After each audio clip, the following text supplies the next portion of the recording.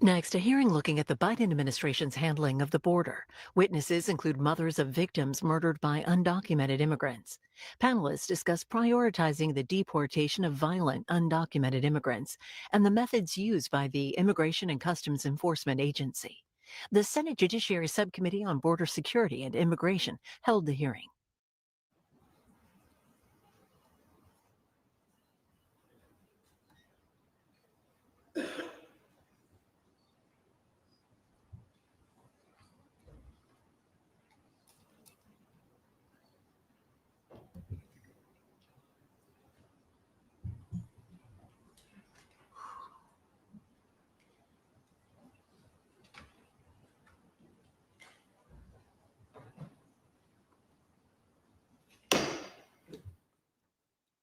The Senate Subcommittee on Border Security and Immigration will come to order.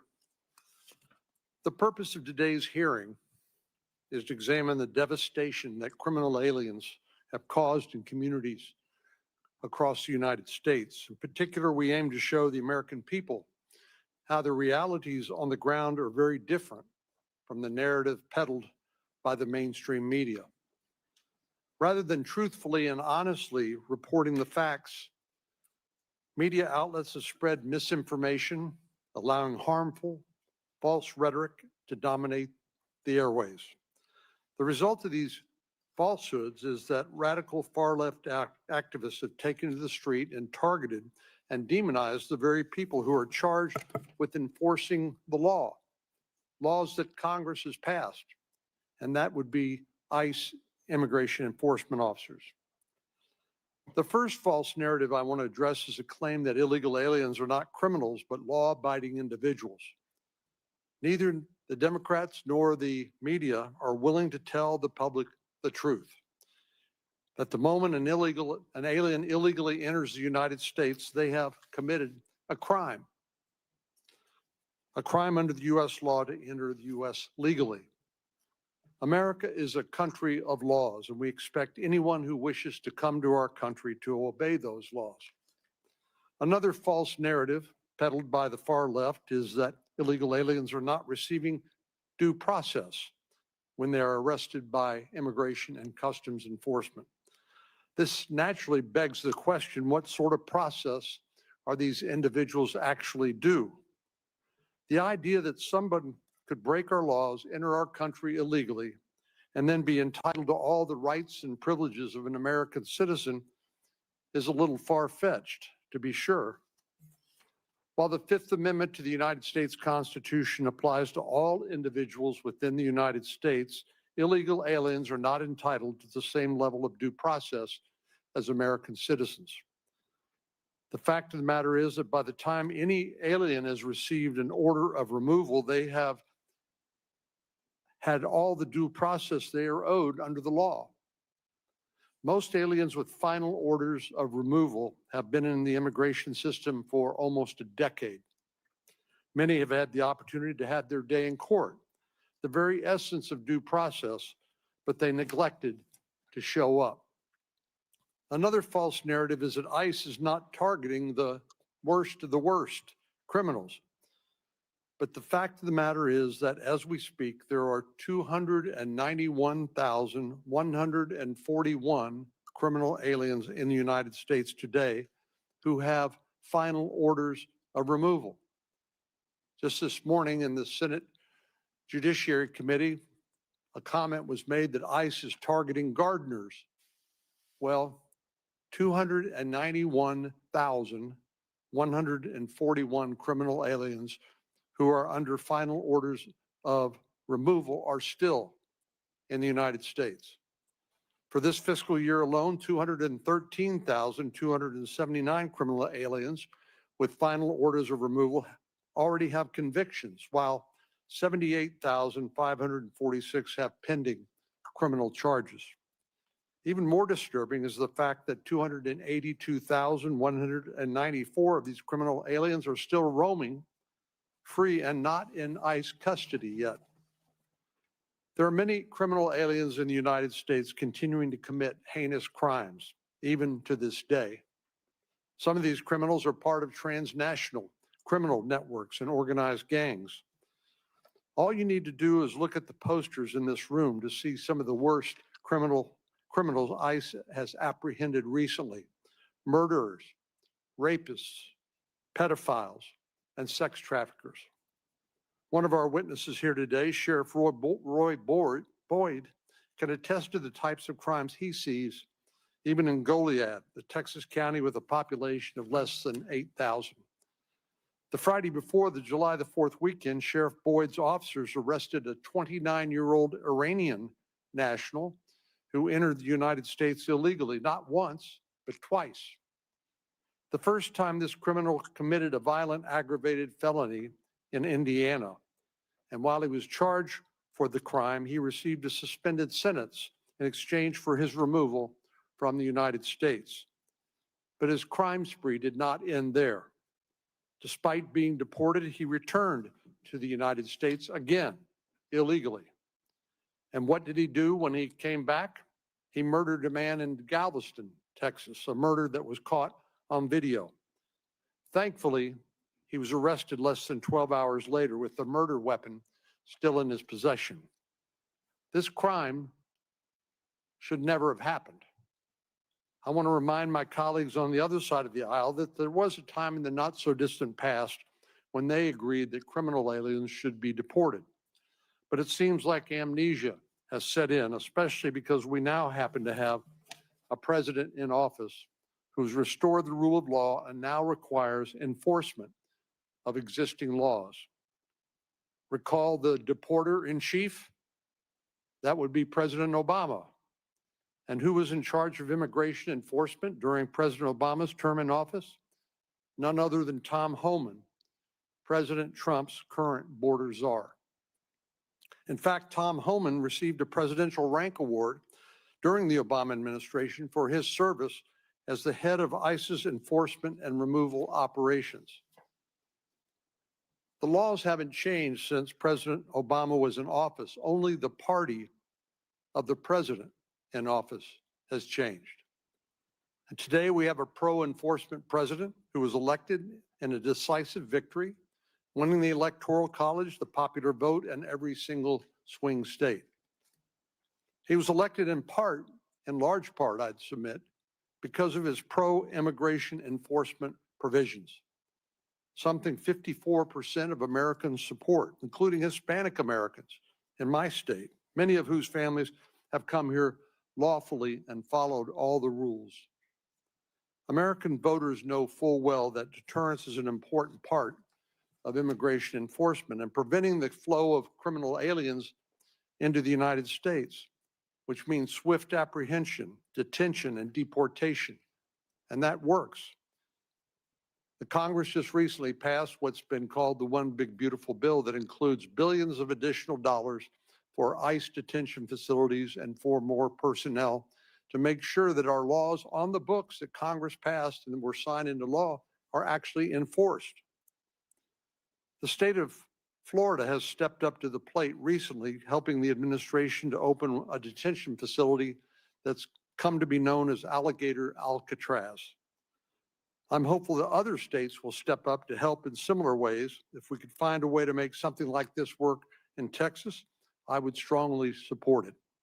And I'd encourage our governor, as well as Secretary Noem, to explore the possibility of locating future detention facilities in Texas. The far left activists and the mainstream media who support their efforts continue to fan the flame with their rhetoric and misinformation. This is done with one goal in mind: to do anything and everything to undermine President Trump's domestic agenda, just as they did during his first term. And finally, I'd like to end my remarks with a reminder. We're here today to remind the public of the real tragedy of President Biden's open border policies, the hundreds of victims of criminal illegal aliens, crimes that could have been avoided if the laws on the books had simply been enforced. That's why we have two wonderful angel moms here today. First, Maria Vega, the mother of slain border agent Javier Vega Jr., who was killed August the 3rd, 2014. Javier's angelversary, as Ms. Vega calls the date of his death, is less than 2 weeks away. Javier died nearly 11 years ago, but the fact remains he was murdered by illegal aliens who never should have been in the United States in the first place. I was proud to honor Javier and work with the National Border Patrol Council in the Rio Grande Valley Border Patrol sector to have a Border Patrol checkpoint named in his honor. I also want to welcome Tammy Nobles, the mother of Kayla Hamilton. This is a particularly difficult week for her because Kayla's birthday is July the 24th, this Thursday, and the anniversary of her death is July 27th, this upcoming Sunday. And I'm grateful that she's willing to join us here today and tell her story. Ms. Nobles said the most joyful day for her was when her daughter was born, and the saddest day for her is her daughter's heaven date, July the 27th. Kayla was viciously murdered by an MS-13 gang member who originally entered the United States as an unaccompanied minor and was released into the custody of an unvetted sponsor. We're honored to have both Maria and Tammy with us today to share their stories and tell about the loss of their loved ones and how it continues to impact their lives today. I also want to welcome Victor Avila. Victor knows all too well the price that our law enforcement officers pay just to do their jobs. Victor and his partner were shot by gang members.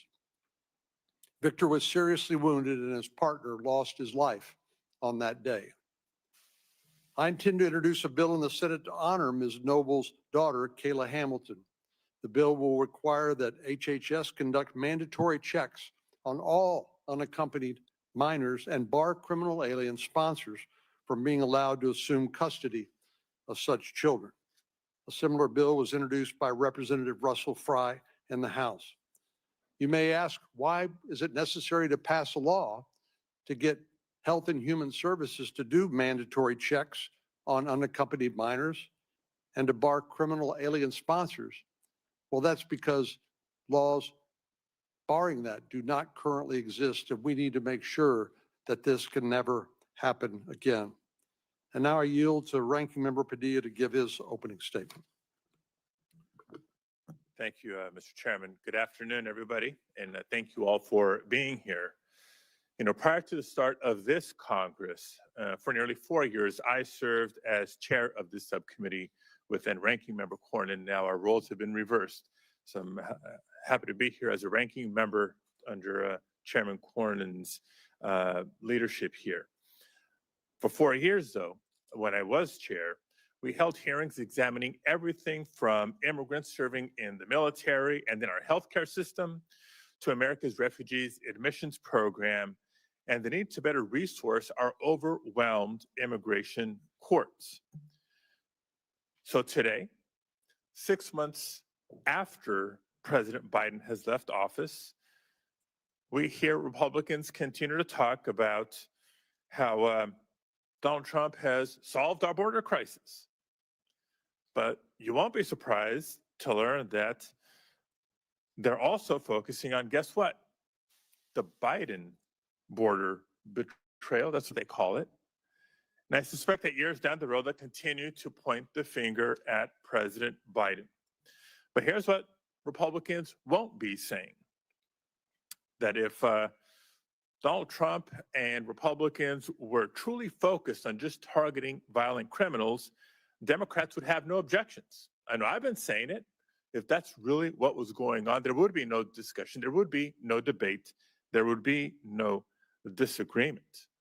You also won't hear Republicans share the data, the fact that a large number of undocumented immigrants in the United States actually entered the United States lawfully. Hit the like Now, button, share only button. currently undocumented because they overstayed their visa. Hit the like, or share, and subscribe maybe button. Like, share, and subscribe button. We have this content every day. This is the Senate hearing on border control. Hit the like, share, and subscribe button. Sure Heading Claim. That's the name, HQ. Hit the like, share, and subscribe button. Thank you. enter the country following the rules of the temporary protected status programs outlined by prior administrations. but protections that have been removed, turning a legal immigrant into an undocumented immigrant. You won't hear them share those facts. 6 months into Donald Trump's second term as president, it is increasingly clear who the administration is going after. Just look at how they're doing it. They're raiding workplaces and staking out court hearings. They're going after farmers and farm workers, students and families and business owners, many of whom, other than being undocumented, do not have any violent criminal record, and men who have been living here, contributing to the success of their communities and the country for years and years, if not decades. So none of what we're seeing happening around the country, or very little, is actually targeting criminals. And I'm not asking you to take my word for it. It shouldn't be hard, but it is hard for some to take my word for it. Let's look at the administration's own data. Less than 10% of immigrants who ICE has taken into custody have serious criminal convictions. Less than 10%. Again, don't just take my word for it. This is administration's data. In fact, compared to the first Trump administration, these Donald Trump and Stephen Miller quotas have led to a 500% increase in the number of arrests of non-citizens without criminal records. And as a federal judge ruled less than 2 weeks ago, there is, quote, a mountain of evidence, end quote, showing federal agents are illegally profiling and arresting people based on their race, accents, or work. I wish they would just stop fighting and get the criminal element out of here. Get the criminal element out of here. Leave the regular people who could be possibly citizens alone. Deal with the criminal element. They just won't do it. Stop blaming everybody else. Stop blaming each other and work for the American people. This is what I don't like about Congress. They don't never work for regular people. So no, let's not pretend that this is only about cracking down on violent criminals. This is increasingly about sending armored vehicles and agents and tactical gear into communities to intimidate and sow fear, not to protect. Should also at some point ask the questions about where the resources are being redirected from to escalate the immigration enforcement activities. Because the fact of the matter is, whether they're being diverted elsewhere within the Department of Homeland Security, from the Department of Defense, the Department of Justice, they're being taken away from other critical missions that are critical to our nation's security. Not just white-collar crime. We can have a whole session just about that. How about fentanyl task forces that are now being under-resourced because of these ill-conceived strategies? Now, all this is not just morally wrong. It's also bad for our economy. The people being targeted are often the people who are harvesting our fruit and vegetables, who work in meatpacking plants or in the service industry. The very same group of people who just a few years ago, at the outset of the COVID pandemic, Donald Trump declared essential. And the fact of the matter is, Donald Trump has simply gone too far, and the public is starting to turn against him. A Gallup poll published on July 11th, just a couple of weeks ago, showed a dramatic swing in public opinion, in public awareness and understanding is how it should read. In just the last year, the percent of Americans who think immigration is, quote, a good thing for the country has jumped 15 points to a record high 79%. Well, it is true. They are rejecting this radical administration. People are rejecting it because we wouldn't have had the blue wave like we did if they're not rejecting it. This president doesn't self-reflect, nor does this administration. They're going to keep going on and on and on, and they're going to continue to lose because the American people have already said they do not want you to do it this way. but they keep doing it this way. Keep doing it, you're going to keep losing. At the same time, Americans who want to see immigration decreased drop from 55 to 30%. Americans across the country are rejecting the cruel and indiscriminate treatment of the neighbors they've known for decades. Yet earlier this month, Republicans in Congress rubber-stamped more than $150 billion to fund this administration's disastrous enforcement agenda. Y'all know this guy right here on the right? Ain't that the guy who took a bag full of money?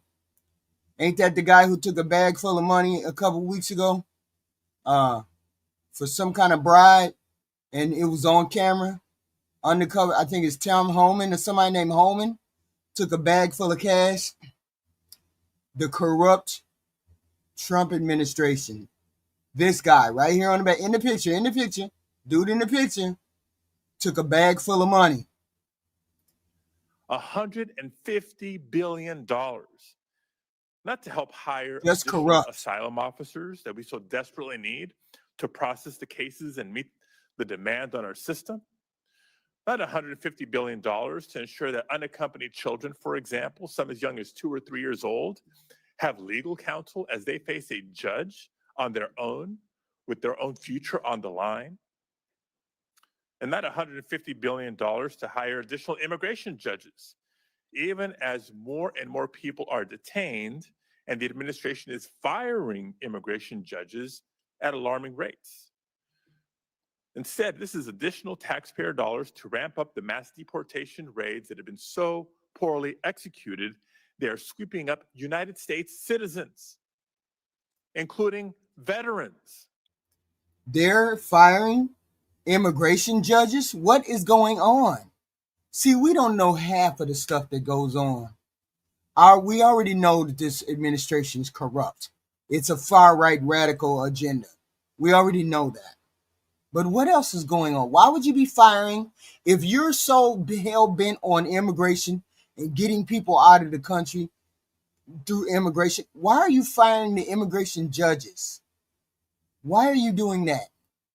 And so I do ask, why are we here?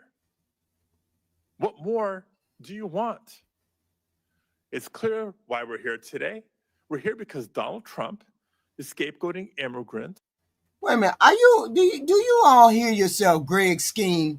Do you all be hearing yourself when you people be talking? I don't know whether you MAGA or not, but do you all be listening to what you say? Firing activist judges from the left. Don't you think there's activist judges from the right? Don't y'all be hearing what y'all be saying? Or do you just be talking? I don't understand. You think all of the bad things that happen in this country come from the left? You think there's not bad judges? Man, y'all drink the Kool-Aid too much. If you think all of the bad judges come from the left, that's wild. I mean, you can't be that dumb. It's always been his outlet. It's long been his way to distract from a... This is the far-right radical administration. So this administration is corrupt. We all know it's corrupt. The guy right here on camera, this guy right here got caught on camera accepting a big bag of money in front of, I don't know whether it was FBI or CIA. He got caught getting a bag of money to bribe, I guess, maybe Donald Trump. I don't know. But he got a bag full of money. And J.D. Vance tried to explain it away. This administration is far-right radical, and the far-right radical is getting rejected. Yeah, he didn't close the borders. You didn't close the borders. That's what they telling y'all. They didn't even close the borders. Massively unpopular agenda, like making the largest cuts to Medicaid in history. Yeah, you need to skedaddle, Shannon. You need to skedaddle. Cause y'all like witches. Y'all allergic to the truth. throw some garlic water on y'all MAGA people. in order to pay for tax cuts for the rich and to make ICE's budget larger than the budget of the FBI, the ATF, the DEA, the U.S. Marshal Service, and the Bureau of Prisons combined. This is their break glass in case of emergency option when public sentiment turns against them and their agenda. Yes, this is exactly it. When public sentiment turns against their agenda, the public sentiment is turning against this radical right agenda. That's why you had the blue wave. That's why there's going to be a blue wave in 2026. It is what it is. The majority of people do not want what is happening. Hasn't been only about targeting violent criminals, and it's certainly not about fixing or modernizing our immigration system. So Democrats are glad to be here today to help set the record straight. My message to the Trump administration is this: the numbers don't back you up. You know how I know y'all goofy? Look at Rod Kaufman. Rod Kaufman is in the chat talking about Soros. And Soros is 30 years older than me. And he's talking about somebody named Soros. Has nothing to do with today's politics at all. So this is how I know y'all goofy. The heartbreaking stories we hear on a daily basis do not back you up, and the American public doesn't back you up. So I urge this subcommittee and the committee as a whole to please, let's get back to the real work. No, Gibson, you all are protecting your pedo. You all are protecting your pedophile. It got nothing to do with the Democrats. Don't try to turn it on us. Your president is PDF file. Of reforming our immigration system. And with that, Mr. Chair, if I can introduce the minority witnesses. Let me please ask all of the witnesses to stand, and I'll administer the oath. We'll do the introductions. Sure they do. Sure Soros and them, they do it. Why is it that Nick Fuentes is having a conniption fit over there, talking about all these people, all these Jewish people, Israeli people are getting in charge of the media of TikTok? Sure, Soros is it. You goofy. You need to go over there and talk to your right-wing guy called Nick Fuentes, who debunks all the garbage you just saying.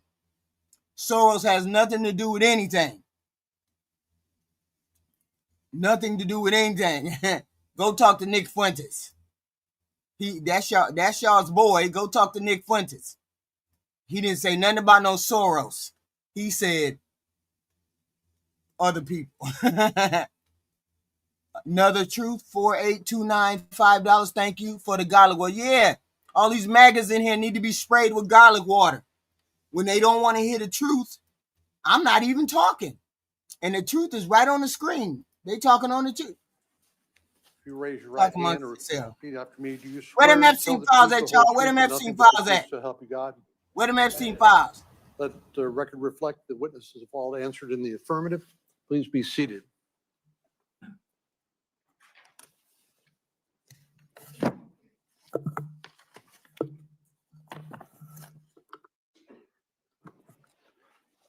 I'll introduce the majority witnesses, and then I'll turn it over to Senator Padilla. Tammy Nobles, as you've heard, is the mother of Kayla Hamilton, who was murdered by Walter Javier Martinez, an illegal alien gang member who entered the United States as an unaccompanied alien child from El Salvador. When Kayla was being murdered, she made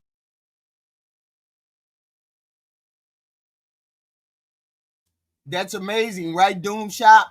He ain't got nothing to do with government, never seen the man, never seen the face, and yet he's they boogeyman. Soros is they boogeyman. Ain't never been on camera, ain't never said nothing. Yeah, say Hunter's laptop. Hunter Biden laptop. Watch them start spinning. Watch their head start spinning. Say Hunter Biden laptop. managed to call and left a voicemail on her On her buying boyfriend's phone. laptop. Spin, In the spin. voicemail, you can hear the struggle going on in the background, and Kayla could be heard crying. 400 years. 400 years, Kevin. Y'all had a head start of 400 years and y'all still ain't shit. Wow. Martinez can be heard in the voicemail hushing her and near the end telling her, "I'm sorry," in Spanish, while strangling her with a phone cord. After Kayla was dead, Martinez tied her up and sexually assaulted her. Kayla fought for her life that day. She had bruises up and down her arms, Are you a white girl, you a white boy, Kevin? her fingers and left side of her face, her back, and down her leg, and deep wounds to her. White boys done had 400 years to get it straight. And they still upset 400 years later, and the rest of us done caught up. That's what I mean. Neck from the cord. Victor Avila is a retired ICE Homeland Security Investigation Supervisory Special Agent. As an HSI Special Agent, Victor served on the board. The minute I say white, he finna crash out. I said white boy, and he crashing out. And Are you serious? as an accredited diplomat to Mexico, Spain, and Portugal. He advised those governments on complex and wide-ranging criminal investigations, Field, I feel you. Field, I feel you. including narcotics trafficking, arms trafficking, human trafficking, financial violations, commercial fraud, and counterterrorism. While he was on official assignment to Mexico, Victor suffered multiple gunshot wounds and survived a violent ambush by the Mexican Los Zetas cartel, where Special Agent Jaime Zapata tragically lost his life in the line of duty. Maria Vega is the mother of former U.S. Marine and Border Patrol Agent Javier Vega Jr. On Sunday, August the 3rd, 2014, Javier Vega was out with his family when two criminal illegal aliens ambushed him and tried to steal Javier's truck. You see how they pull people out and try to parade their pain in front of everybody. Instead of just doing their job, they just pull their people's pain out in front of everybody to show them X, Y, and Z. This is called to invoke feelings. Y'all hit the like, share, and subscribe button, please, and thank you. Hit the like, share, and subscribe. They pull these people out just to show us their pain. I don't want to see these people pain. I want you to do your job. I want you all to do your job. That's all. Just do your job. The two aliens jumped out of the stolen vehicle they were driving and without hesitation or warning began shooting at Javier and his family. The illegal aliens shot Javier in the back and his father in the chest in front of his minor children. I just said one thing and y'all crashing out in the fucking chat. They crashing out in the chat, asking all those random questions. Do I need a tampon? Oh my God. Crashing out. Man, I don't never get the mature people. Why do I always get the immature people over here?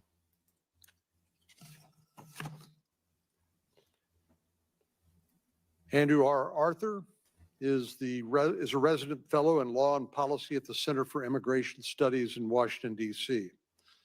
Arthur previously served as staff director for the United States House of Representatives Committee on Oversight and Government Reform, the National Security Subcommittee from January 2015 to September 2016, and was counsel for the United States House of Representatives Committee on the Judiciary in Washington, D.C.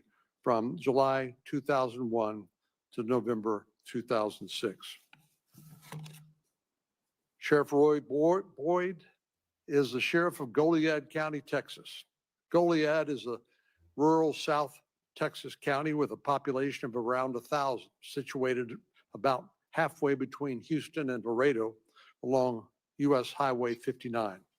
Sheriff Boyd has been a police officer for 31 years and retired from the Victoria Police Department and the Victoria County Sheriff's Office prior to becoming sheriff of Goliad County. Sheriff Boyd is also worked as one of the leads on Texas's Operation Lone Star. Senator Padilla. Thank you, Mr. Chairman.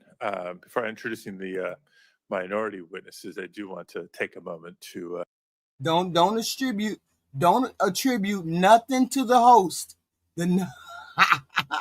Nothing to the host. Y'all crash out. Y'all do you in the chat. Don't put me in the middle of none of your garbage. I don't know nothing about that. Yeah, y'all crashing out. Do that amongst yourselves. Heathen Queen ain't got nothing to do with no tampon. That's one of you low-level IQ troglodytes who mentioned that. I didn't say jack shit about no tampon. I ain't say nothing. Heathen Queen ain't got nothing to do with that chat talking that 2-point crazy. Y'all adult enough or goofy enough to handle yourself. There's babies in the chat, abortion in the chat. Y'all can't even have no regular conversation. No regular conversation. I asked him, was he a white boy? How does that make me a racist when I called him, asked him if he was a white boy? Y'all dumb. And that whole conversation, I'm not getting into a conversation with people who get triggered over the word white. Are you a white boy? Are you a black boy? That makes me racist? That's just dumb. So I don't have a conversation with people who ask those who make those kind of assumptions. Y'all have a good conversation in the chat. Just rock out. Just don't crash out. express my sympathies with Mrs. I said this country been formed 400 plus years, and this country was made. This country was made for white males. You, as a white male, have had 400 years to be at the top of the line, successful. At the top of the line, the best. At the top of the line, over everybody. And you out here crashing out over immigrants taking your job. That's wild to me. That's wild. Yeah, but it's the truth, ain't it? Ivan the Barb. But it's the truth, ain't it? Vega and Mr. Nobles for your loss. And on behalf of all my Democratic colleagues, I also reiterate that we denounce violence, particularly violence against law enforcement. So I just want to make sure. Yeah, but this country was still made for white folks, white male, 21, voting, property, still. Either way it go, the advantage was yours to lose. We are clear where we stand on this side of the aisle. First, I'd like to introduce Alejandro That don't make me no racist. Y'all goofy. Barranco. Alejandro is a Marine veteran from Orange, California, an older brother to two active duty Marines and son to Narciso Barranco.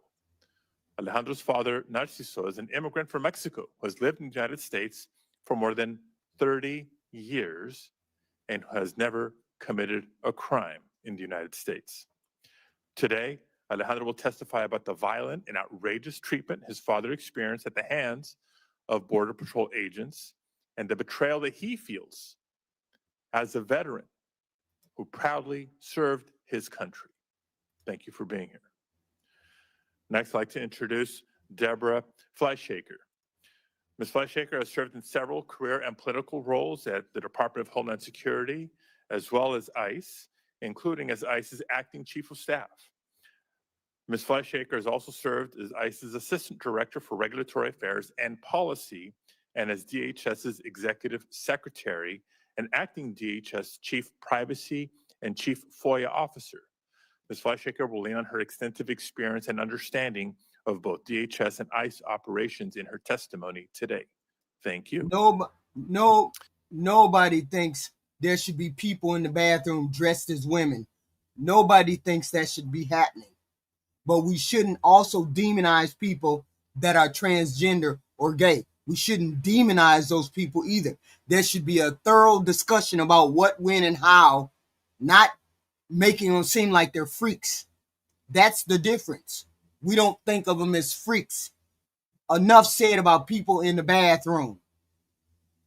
The whole point is nobody's talking about that. We have bigger fish to fry on this planet than people worrying about people in the bathroom with dresses and not dresses.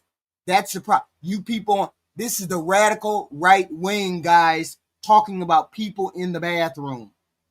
Nobody's talking about people in the bathroom except this right wing agenda, that radical agenda that they're trying to push. Exclusion of people all over this country because they're different. Exclusion of people. We're not trying to exclude people. We have bigger fish to fry than people in the bathroom. We have bigger fish to fry. I don't understand why you guys don't get that. Men in sports don't mean nothing neither. We have bigger fish to fry. And finally, I'd like to introduce retired police. Ain't none of them seen no transgender bathroom. They just lost. This is that right-wing extreme agenda that I was talking about. They want to exclude people, make people feel inferior, make people feel less than. That's the right people who are saying these things, trying to exclude other people. That's the right-wing radical agenda. Commander. Oh, I'm sure we're going to get ready, Kevin. It's going to be all kind of investigations and people going to prison. I know that for sure. Dr. Giovanni Velis. Dr. Velis served with the Minneapolis Police Department for over 30 years before retiring in 2023. As an officer, he worked with the Drug Enforcement Agency and the Federal Bureau of Investigation task forces, as well as the Minneapolis Police Department's organized crime unit. After immigrating from Ecuador and growing up in New York City, Dr. Velis was the first immigrant to serve as a police lieutenant and commander in the Minneapolis Police Department. He will testify about the importance of building bridges between law enforcement and immigrant communities from his professional and academic perspectives. Thank you to all of the witnesses for being here today. Y'all do know that this radical right agenda from the president is being rejected. Y'all do know that, right? Y'all do know that, right? That the agenda is being rejected, right? I mean, that's why you had a blue wave, just a blue wave that just happened. That's why you had the 15,000, almost 15,000 people walking in the No Kings protest. This Tuesday is a test with Afton Ben. You have the Afton Ben. You do know people are rejecting this radical right agenda, right? You do know that people don't care about people in the bathroom, care about men wearing dresses. You know they don't care about that. They care about the farmers getting destroyed, right? You do know they care about the farmers that have been destroyed. The 40,000 that's going to Argentina. You do know they care about that more than people in the bathroom, right? This is the far right agenda that they're trying to push, y'all. We gotta resist this far right agenda. Thank you, Mr. It's the radical right agenda. We gotta push. We gotta go against I it. know we're anticipating the attendance of Chairman Grassley here momentarily, but in the meantime, we'll hear opening statements from the witnesses. And Mr. Avila, can we start with you? And if you'll please keep your statement to 5 minutes, and then we'll get through everybody, and then we can come back and ask some questions, have more of a discussion. Good afternoon, Chairman. Thank you so much for the invitation to be here today. Good afternoon, Senator Padilla. Good afternoon to the panel members. My name is Victor Avila. I'm a retired ICE Homeland Security Investigations Supervisory Special Agent. HSI is responsible for investigating crimes involving immigration, trade, customs, and border security that threaten the security of the American homeland. While serving with HSI, I personally led criminal investigations of human traffickers, drug smugglers, and violent criminals, many of whom were criminal illegal aliens. During my tenure as a federal officer, I served under 3 different administrations. And as an HSI special agent, I served on the border, born and raised in El Paso, Texas. And also, like you mentioned, an accredited diplomat in Mexico, Spain, and Portugal. I advise these governments on complex and wide-ranging criminal investigations, including narcotics trafficking, armed trafficking, human trafficking, financial violations, commercial fraud. Because we can, Davy Trump. Why don't you go to your page and talk about bullshit? Why don't you go do that, dumb white boy? Why don't you go do that, dumb white boy? You toaster. Don't you know what page you're on? You toaster. and counterterrorism. You mentioned this, Senator, while on official assignment in Mexico. I suffered 3 gunshot wounds and survived by the grace of God after a violent ambush by Los Zetas cartel, where my partner, Special Agent Jaime Zapata, tragically lost his. No, I am not racist in the least, but I'm going to match the white boy energy when he come over here talking crazy. He's a toaster, which means he's less than nothing. He sits in a room and nobody pays attention to it until they need to. He's a toaster. His life in the line of duty. I have witnessed what a human being is capable to do to another, especially a child. As a subject matter expert in human trafficking investigations and victims identification, I tragically have seen things that I will not ever be able to take away from my head. I describe it as pure evil. Drug trafficking, human trafficking, Y'all could hear me laughing, but I'm on mute. human smuggling are just a few crimes that illegal aliens are involved with. I have experienced the violence and the imminent threat that we face from not just the illegal aliens, many of who are associated with Mexican cartels.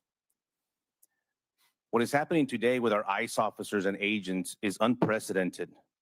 The doxing of our men and women of ICE and accusing them of kidnapping when it's a lawful arrest or disappearing people simply must stop. They are upholding their oath and performing the scope of their duties.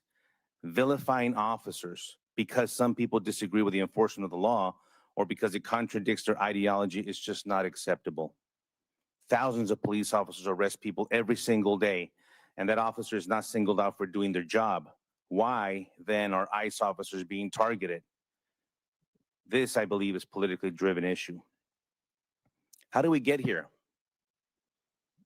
The Biden administration opened the border utilizing illegal policy like the CBP One app and exploiting our asylum criteria and parole systems. The Biden administration was very successful in limiting the budget for ICE. They were successful at bringing the morale down in law enforcement, especially Border Patrol. They were successful in having them lose their identity, stripped of their authority, tie their hands behind their backs to not do their jobs. The interior enforcement that you're seeing right now was almost non-existent, especially worksite enforcement. They were silenced by the media. The priority of ICE is the removal of criminal illegal aliens, those with existing criminal histories in the U.S. or their home country. However, there are illegals in the U.S. that were not properly vetted by the Biden administration, and although no criminal history is registered in our databases, many are affiliated with a gang or cartel activity. Those caught as a collateral will also be processed for removal as well. Illegal aliens detected and arrested by ICE are receiving due process. It's important to note that not all illegal aliens face the same removal proceedings. It depends how the illegal entered the U.S., where they entered, the country of origin, many different factors. Some illegals are subject to mandatory detention while others can be removed immediately like visa overstays. The illegals with final removal orders and their due process through an immigration court subject them to arrest and removal immediately. And just to be clear, ICE officers and HSI special agents do not require a warrant to conduct an arrest. 90+% of the arrests that I conducted in my career were warrantless. It is important for Congress to engage with other countries for the removal process and establish memorandums of understandings, especially in Mexico and Central America. Do y'all believe? Do you honestly believe that we woke? That most of us woke? See, that's the problem. Y'all don't even know what woke meant. White folks trying to take over stuff that they had no business fooling with. That woke ain't got nothing to do with anything y'all talking about. Y'all made that crap up. We Black Americans know what woke meant, but y'all co-opted that phrase for some garbage. Woke in the Black community don't mean the woke garbage that y'all talking about. Y'all talking about something completely different.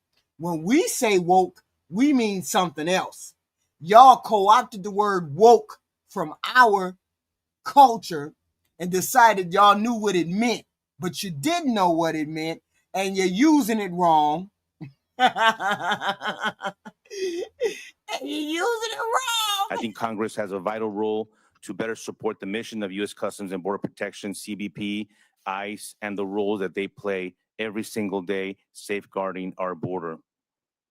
We have many, many things to talk about that the big, beautiful bill you'll see a big difference coming very, very soon to augment their capacity. Thank you so much for your time. I look forward to your questions. Mr. Arthur? Thank you. Chairman Cornyn, Ranking Member Padilla, and members of the subcommittee, thank you for inviting me today to discuss this salient topic. There's been a great deal of contention of late over ICE arrests of aliens in the interior. With 33 years of immigration experience as a prosecutor, congressional staffer, and immigration judge, I hope to put those arrests into context. Some 300,000 aliens have been arrested in the interior under the second Trump administration, according to DHS. That's more than the 113,500 aliens ICRO arrested in FY 2024 and the 170,600 ICE arrests in FY 2023. And the agency is on track to make twice as many interior arrests this year as in FY 2009, 298,000. That said, as the Supreme Court noted in INS versus Lopez Mendoza, a case addressing the legality of worksite raids, the average immigration officer made 500 alien arrests per year in 1984, at a time when the unauthorized population was significantly smaller. If ICE were operating at that same pace today, the agency would have made roughly 3 million interior arrests since January. According to DHS, 70% of the aliens ICE arrested in the last 6 months have criminal histories, either arrests or convictions. That's roughly equivalent to FY 2024, when 72% of ICE interior arrests involved aliens with criminal histories, but much higher than the 43% criminal history arrest rate in FY 2023. Most of the ICE enforcement attention, both in Congress and in the media, is focused on what ICE refers to as, quote, at-large arrests at homes and in public places. When I was an INS trial attorney in California in the mid-1990s, there were few at-large arrests because most jurisdictions allowed immigration officers into their jails and other secure facilities to take custody. Which meant there was a whole bunch of people that didn't vote. So all of those people are probably going to vote this time around. The bulk of them are probably going to vote this time around, specifically the Democrats, specifically the independents who are swung back to the Democrats. It's going to be ugly. It's going to be ugly for the Republicans here on out because everybody is rejecting this radical right agenda. Nobody's voting for J.D. Vance, Kevin. Nobody's voting for that dude who wears makeup. No men are voting for that man who wears makeup. Criminal aliens. As the New York City Criminal Justice Coordinator told the House Judiciary Committee at a hearing on... You're crazy. You crazy if you think the Democrats got a way to shove Donald Trump down a hole. You think they not gonna vote? Oh, wow. We gonna see on Tuesday just how badly the Republicans are losing on Tuesday night when Afton Ben blows y'all's expectations out of the water. On Tennessee 7, that's going to be the test right there. Y'all need to be watching. We're going to be right here at 7 o'clock, 8 o'clock to see what the hell happened. Whether she loses within 2 points or 10 points. If she loses within 2 points, it's over for you Republicans all over the country. It's over if she wins by less than 4 or 5 points. Staffed. In February 2003, the NYPD cooperated, quote, with federal authorities in investigating and apprehending aliens suspected of criminal activity, close quote. As I note in my written testimony, that cooperation white racist Southerners burnt it down, jurisdictions began not implementing, Democrats. quote, sanctuary policies, close quote, to impede ICE enforcement. Sanctuary policies only protect criminals, and if they were to end, ICE would likely be too busy processing criminals in local jails to perform many at-large arrests.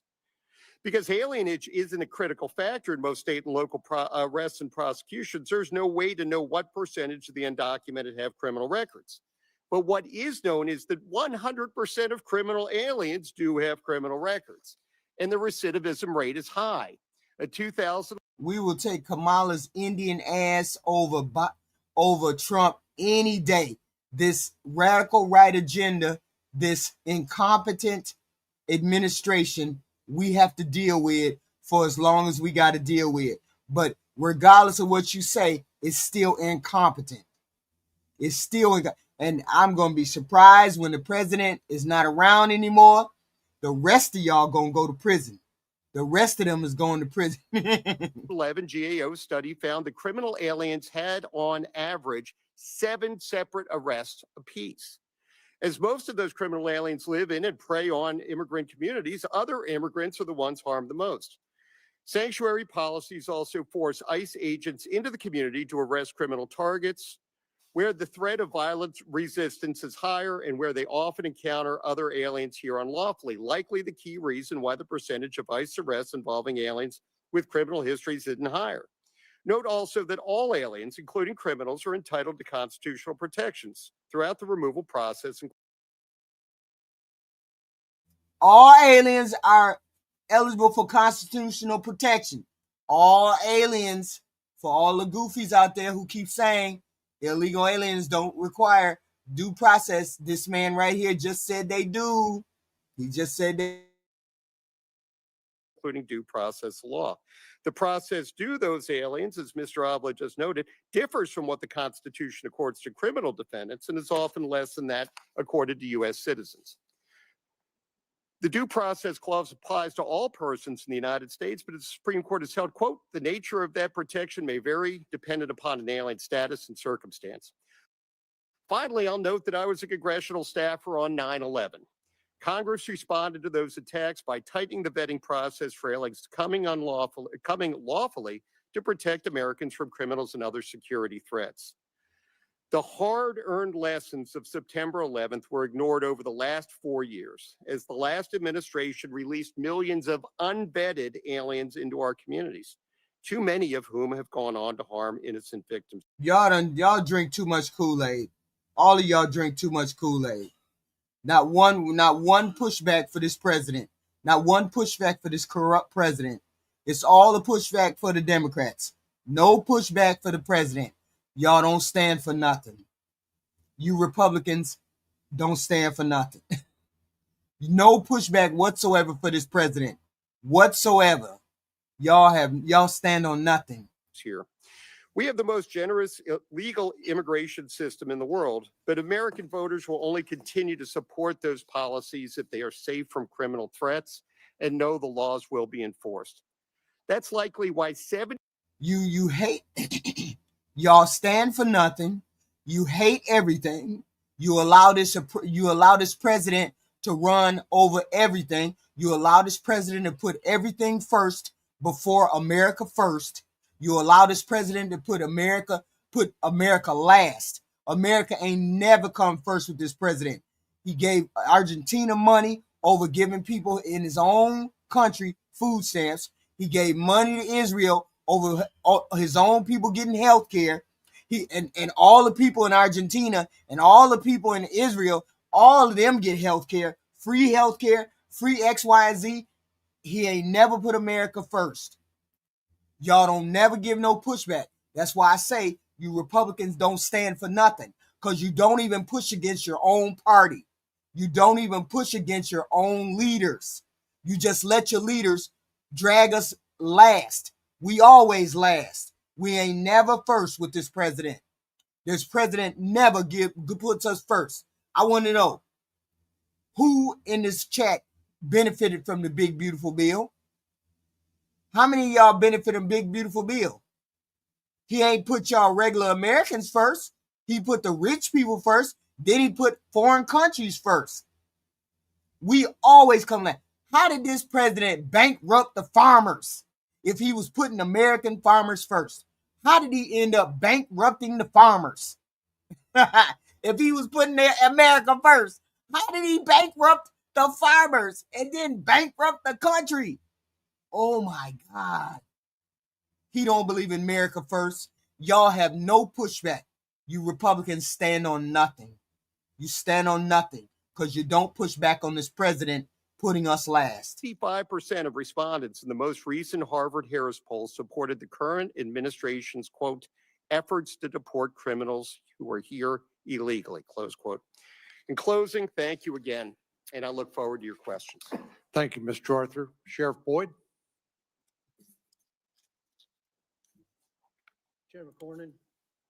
Chairman Cornyn and members of the Senate committee, thank you for having me here today. As you've stated, I'm the sheriff of Goliad County. It's amazing. It's amazing. I can be, you know what? I can be the dumbest person on the planet, but he still don't give a shit about you. Don't give a shit about you. If you don't make over a couple $1 million, he still don't give a shit about you. And he still don't put America first. I can be the dumbest person in the world, but you can't defend what this president has done and where he has put you all. He ain't put you all nowhere on the priority list. You don't even register for him. Sure, I'm an EBT queen. Sure, I do. I take EBT queen. I got 20 babies around here. I got 20 kids up in this house. I'm getting all this food stamp. But I still tell you what, he still don't do nothing for y'all. He still don't do nothing for y'all. In the big, beautiful bill, he still ain't did nothing for y'all. I can be an EBT queen. I can be anything you want me to be. But you still don't matter to no Donald Trump because he don't give a damn about you. And he ain't did nothing for you. And you in here caping for the PDF file and his friend, and he still ain't did nothing for you. Still ain't did nothing for you. Texas, we're a small rural county sheriff's office, about halfway between Houston and They don't Laredo want- on Highway 59. So They don't want to have no serious conversation. They don't want to have to explain why their president with this far right agenda is tearing this country apart. They don't want to have that conversation. None of them want to have a conversation. They just want to call me names in the chat. That's all they want to do. But they don't have no pushback for this president who don't put America first. They don't have no say. They don't have nothing against. They don't have nothing to say to that. We ain't talking about Biden. We talking about your president who was friends with a PDF file. That's what we talking about. Your president who don't do nothing for you, who don't care nothing about you,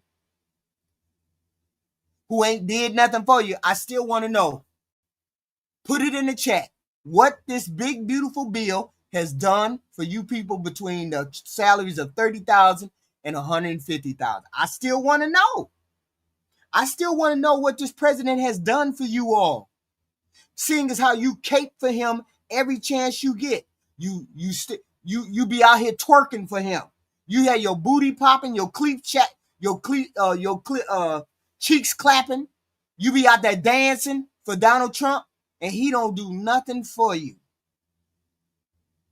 And then you don't push back on none of the bullshit that happens with this far right agenda that they got. You don't push back on nothing.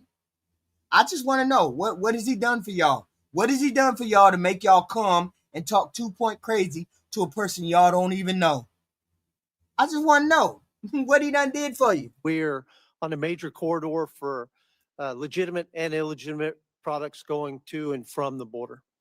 I'll get straight to the point. The border Biden policy has had the most significant negative impact on the safety and security of our communities in South Texas in my 31 years of law enforcement. As an example, in Goliad County at the Sheriff's Office prior to 2021, the Goliad County Sheriff's Office averaged 77 arrests per year.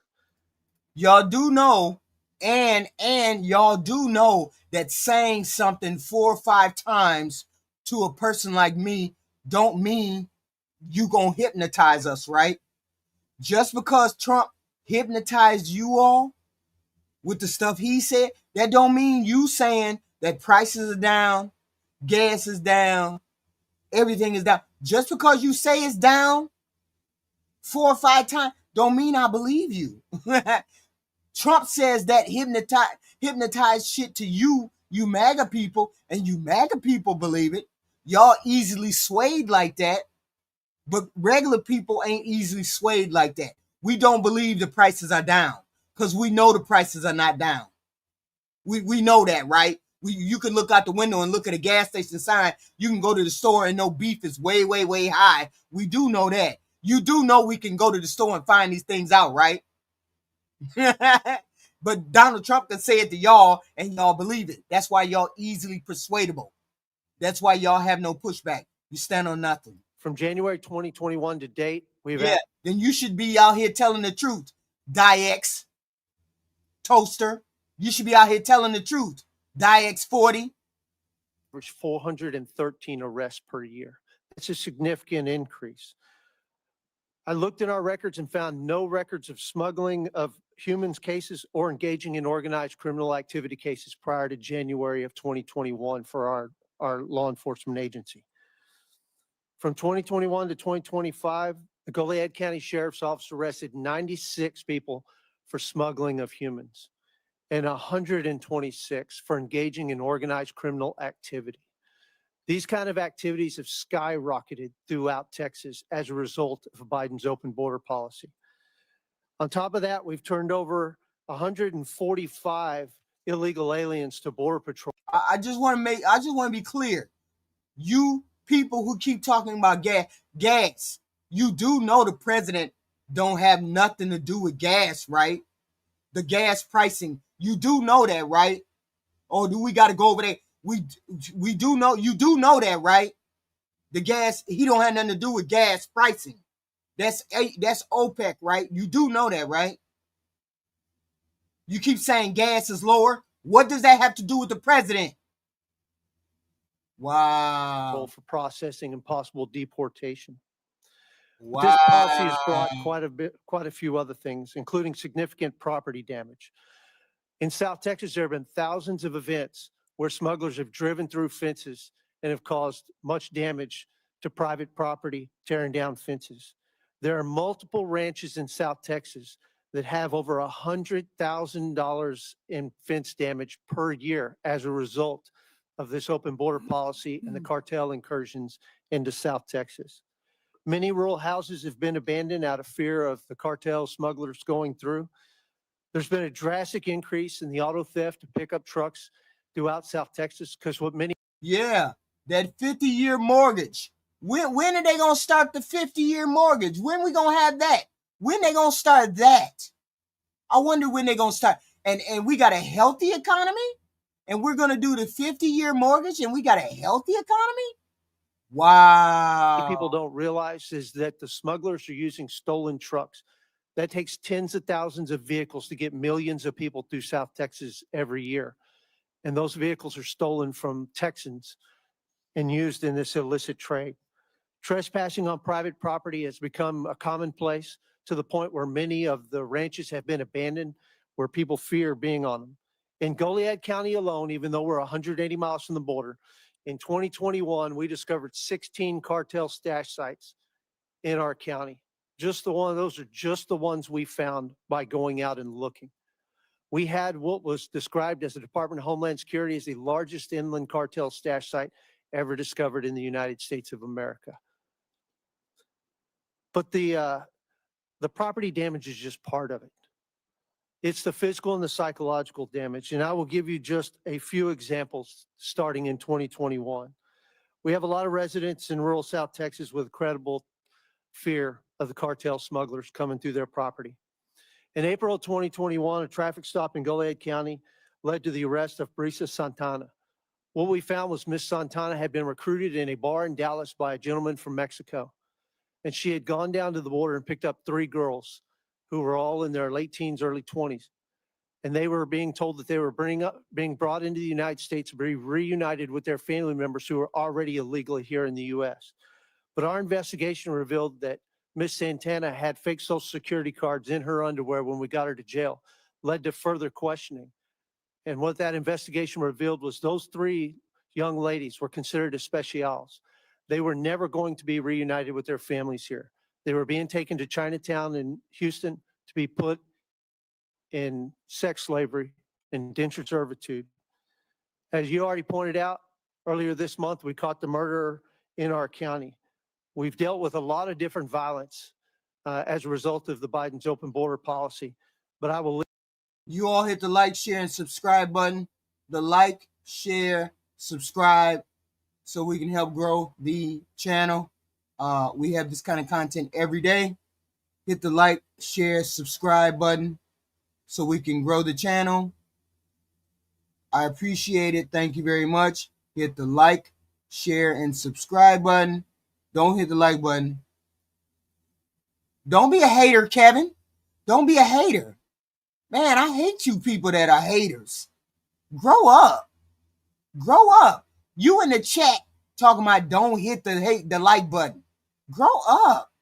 Leave you with this. For anyone who does not believe that these things are happening, I'm going to leave you with a quote from a letter I found in a sex slave house from a raid I did in Rockport, Texas. The letter that I found there starts off with, "Dear daughter, in the USA, we sometimes have something called a slave boy or a slave girl. We call it an indentured servant." This letter goes on to articulate that it takes 5 to 13 years for these slaves to buy their freedom once they're brought into the United States of America. That is unless. Whoa, whoa, whoa, whoa, whoa. What is he saying? Paul, you gonna get the fuck out of my chat. You keep saying the dumb shit. You gonna get the fuck out of my chat saying the dumb shit. Why y'all so why y'all so immature? I don't understand. You can be on here learning how to type, but you don't know how to be civil to people. Just because people say what you don't like to hear, you in here hating. Man, I hate immature people. Paul Salas, I hate immature people. And I hate people like you because you're immature. That's wild to me. You come in somebody's chat and say dumb shit. Just to be saying dumb shit. Matter of fact, get your ass the fuck up out of here. They're sold to a new master before their debt is paid off. Thank you for your time, your consideration, and I will yield for any questions you have. Ms. Nobles? Thank you for having me here today and allowing me to speak. On July 27th, 2022, I received the worst news that a parent can ever get, that my newly 20-year-old daughter, Kayla Hamilton, was found deceased with injuries consistent with a homicide. There are no words to describe the heart-wrenching, soul-crushing pain of losing your child so horrifically. Kayla was a happy and loving person. She loved life and God. She loved going to church and learning about Jesus and the Bible stories. She showed the world that being herself was okay, and you didn't have to follow everyone else. She was extremely ambitious, and despite having autism, she was determined to make her way in this world. She loved Mike, animals. that's what exactly at Mike's 2493. They keep trying to push the fact that illegal aliens are dangerous. Not all of them are dangerous. There's some that are dangerous. There's some that are not. The whole point is not to demonize all of them. If you were being decent about it and you told him and he told you leave the country, come back and come back the right way, I'm sure a lot of people would have did that. But to demonize all the good people, the people that have been here all this time, you did it the wrong way. You shouldn't have did the way you did it. That's all. Especially her cat Oreo, and cared about the homeless. At first, we knew if they knew the facts that Bob, they wouldn't vote Republican. If people knew the facts, they wouldn't vote Republican. That's for sure. very few details of the murder until an arrest. At the end of March of 2022, Walter Javier Martinez was apprehended by Border Patrol crossing illegally into the U.S. at the southwest border in Rio Grande City, Texas. Martinez stated that he was 16 years old and he feared gang activity. No, I wouldn't be Republican. I wouldn't be Republican because you don't want black people over there in your Republican space. You Republicans don't want black people over there in your space. You have made that perfectly clear that you don't want black people over in your space. So no, I wouldn't be a Republican. Nobody should be a Republican and be black because you don't, or Hispanic, because you don't want black or Republicans. You don't want black or Hispanic people in the Republican Party. You all have made that very clear. In his country, in El Salvador. As a UAC, Martinez was granted access into the United States with no background checks or vetting. Health and Human Services and Homeland Security did not verify the sponsor. No, that Democrats, you all are always saying that the Democrats let everybody in your party. The Democrats let the gays, the trans, the browns, the black. Y'all always saying that we let everybody in our party. Yes, we do. It's the Republicans that don't want the black and brown people in their party. They don't want the gays and the trans in their party. The Democrats will accept all people because we believe in all people being human beings and having the right to exist and have a beautiful life just like everybody else. This is what Democrats believe. It's you all's Republican Party, that radical right Republican Party that don't believe in being inclusive with the people that you put into your party. Oh no, I'm not brainwashed. Don't believe me. You believe your people. Don't be mad at me. Believe your people. Why every time we go over there to be in the Republican Party, somebody call us the N-word? We get called other. We could call, we don't want you over here. We get called, you get the Nick Fuentes saying that you don't want black people over there. You don't want black people in the country. We don't want brown people in the country. That comes from the Republican side. It's the Republicans that are saying they don't want the gays and the trans and the black people on their side. No Democrat is ever going to say that they will exclude people from the Democratic Party. No Democrat will say that. It's always on the right side that says they don't want the gays, the trans, the blacks, the brown. I'm not lying. How am I lying?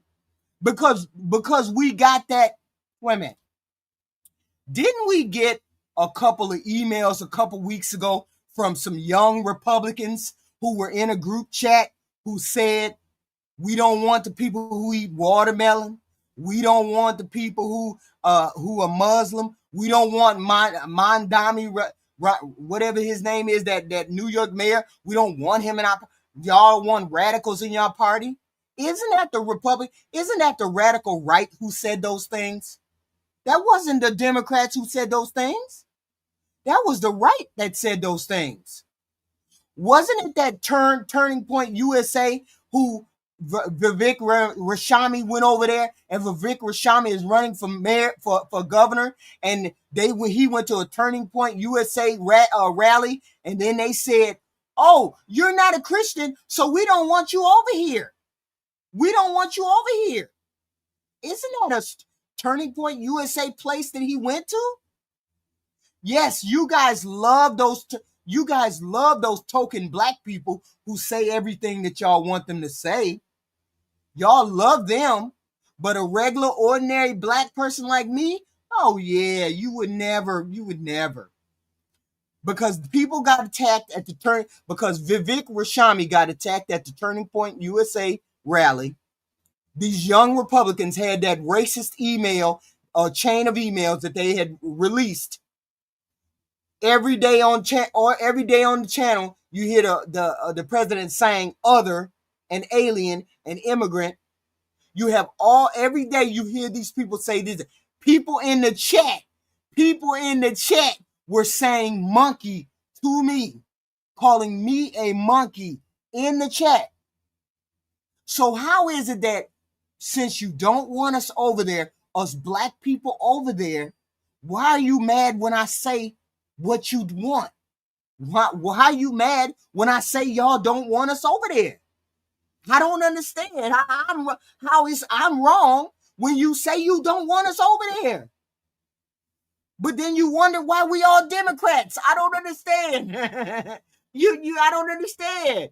You call us the N-word. We always bringing up the race. We always X, Y, and Z. Black, white. Y'all, we don't want to live around y'all. Nick Fuentes say we don't want black people in our party. We don't want to live around black people. And then you wonder why us black people are Democrats. I don't understand. Why you upset? I don't understand why you upset that we over here as Democrats. We don't want to be somewhere where we're not wanted. Y'all know those black people that are in the Republican Party? Those people are, how do I put it? I can't say the word because then they be flagging my video. Those are the Uncle Tom people.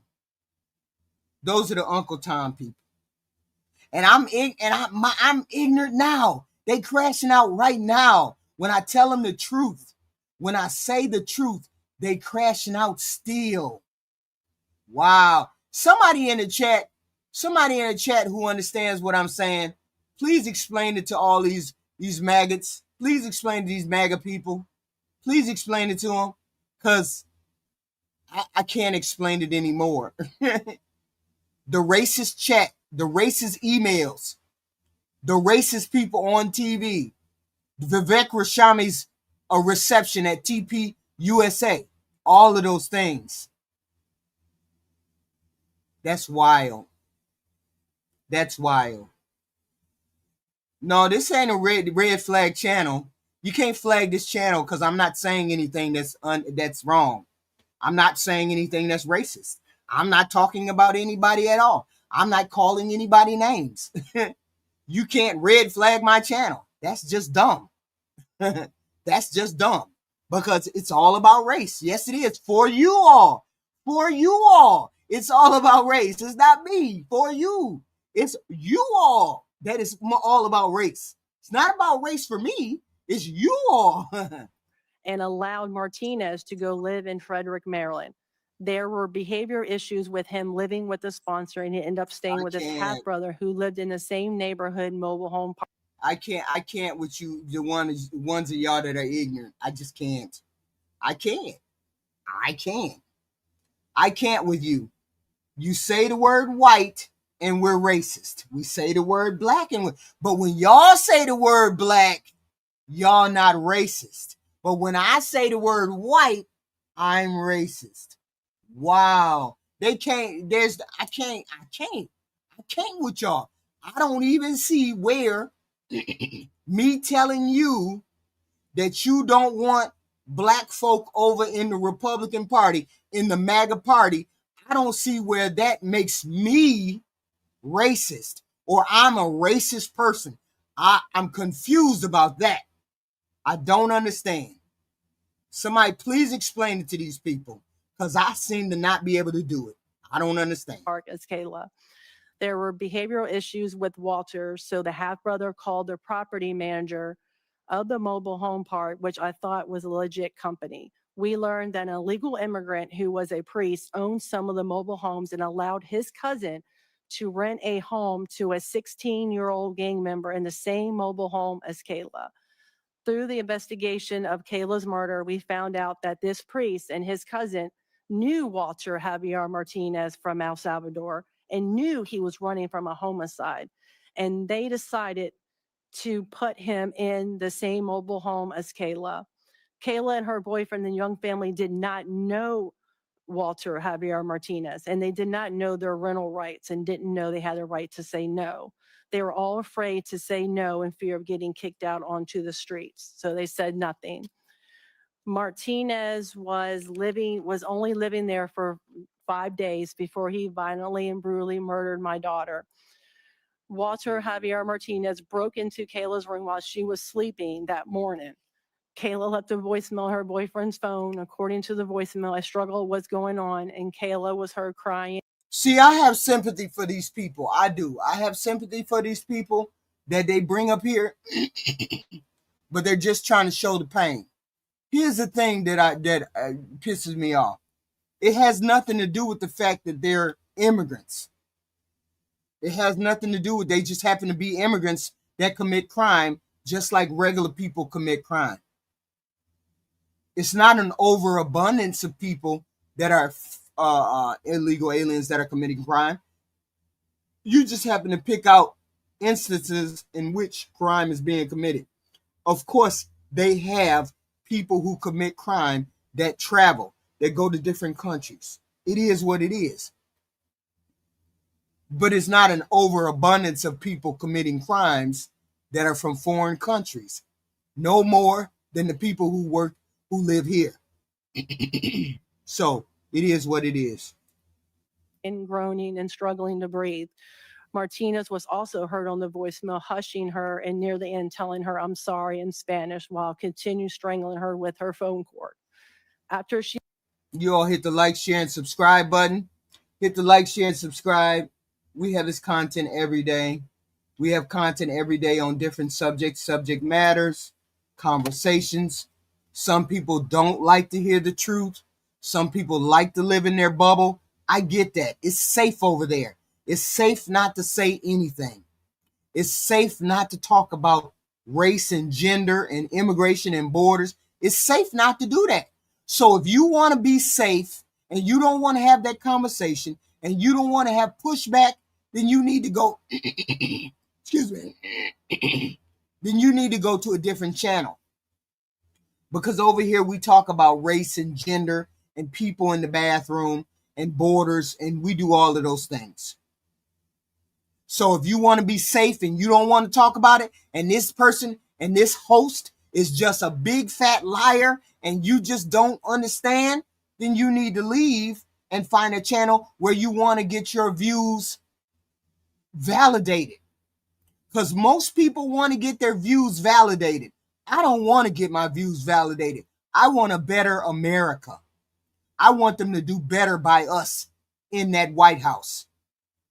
I don't care how it comes out. This is a radical right agenda from this president, and he needs to do better. He needs to do better than what he is doing. He is not doing the best.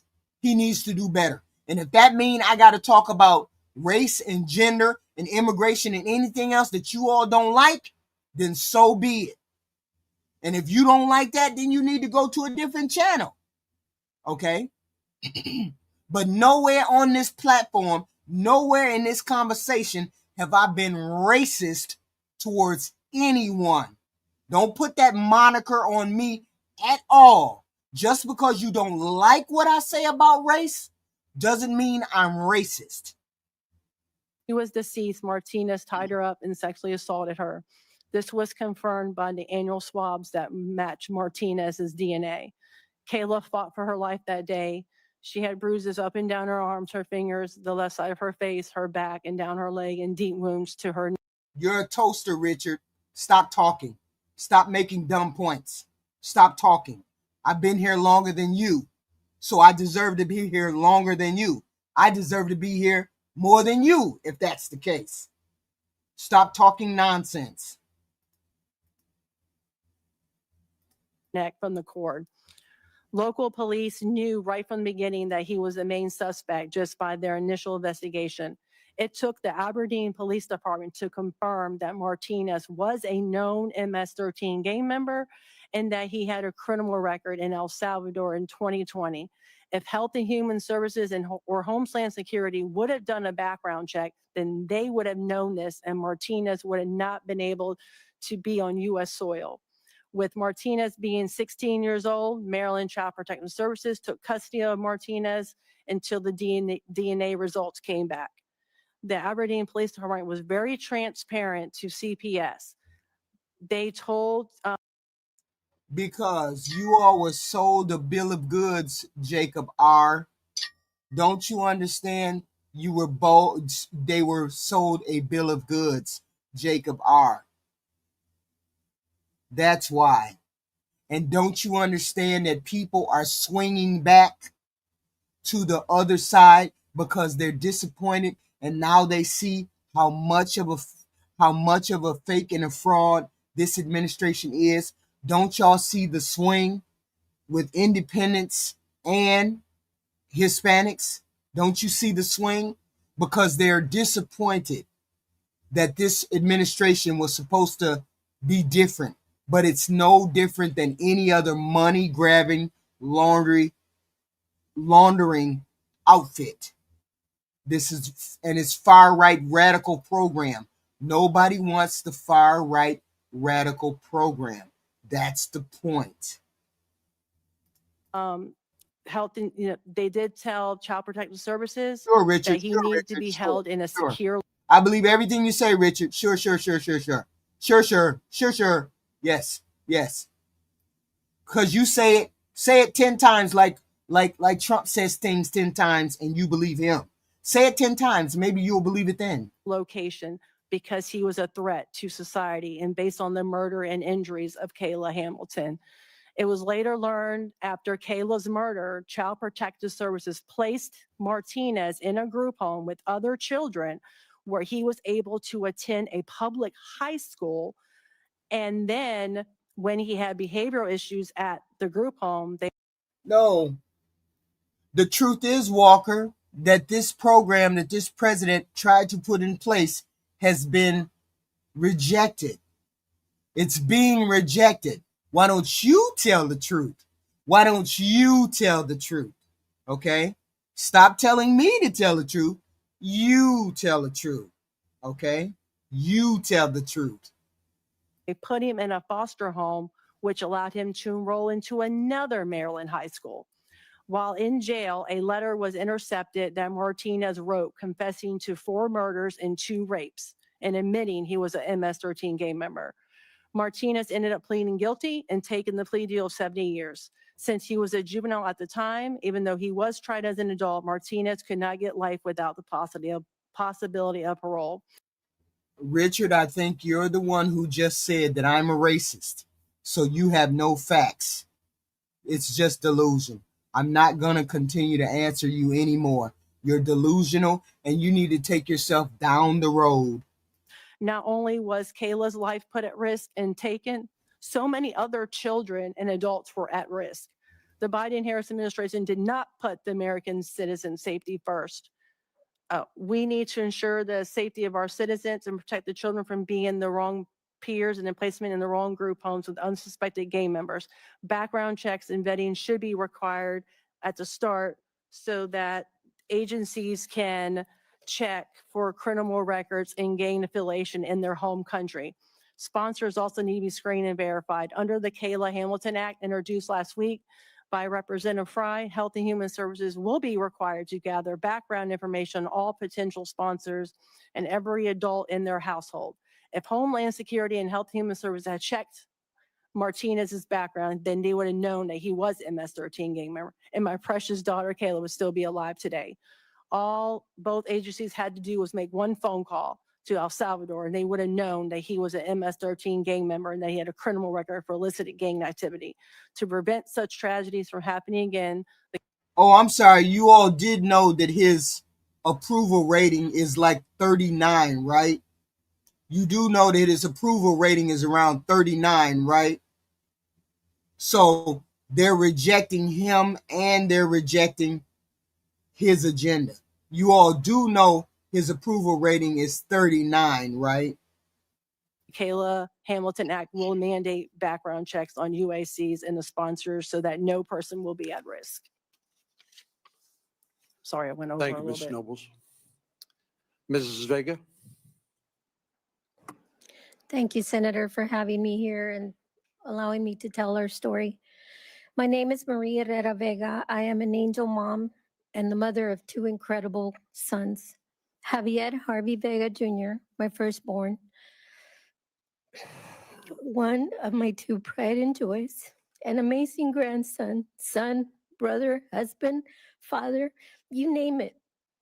He was it. He was just amazing with a heart of gold like no one you have ever met. An American with a love for his country, law enforcement, life, and family. Harvey joined the United States Marine Corps 5 months after graduating from high school. He served 4 years. After leaving the Marine Corps, attended college while working a full-time job.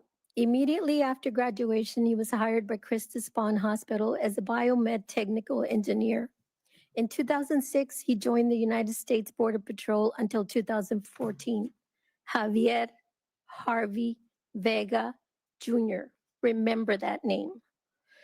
Jordi Vega, my second baby, another amazing son, joined the United States Marine Corps as well, same as his big brother. He was deployed to Iraq 3 times. We nearly lost Jordi when the convoy he was traveling in hit an IED. On his 4th deployment, this time to Afghanistan, he and his men were ambushed and Jordi was shot in the arm. He served 9 years in the military.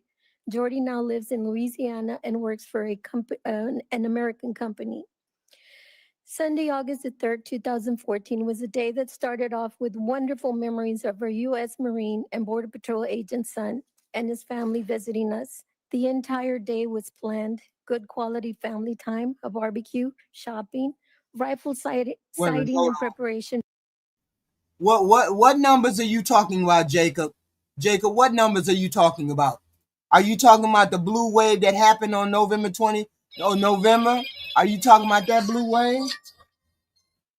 What numbers are you talking about? Because you can't support what you're saying. His numbers have collapsed. Any news outlet that you go to will explain to you why his numbers have collapsed. Because he has a radical right agenda. This agenda is radical for the United States. Okay?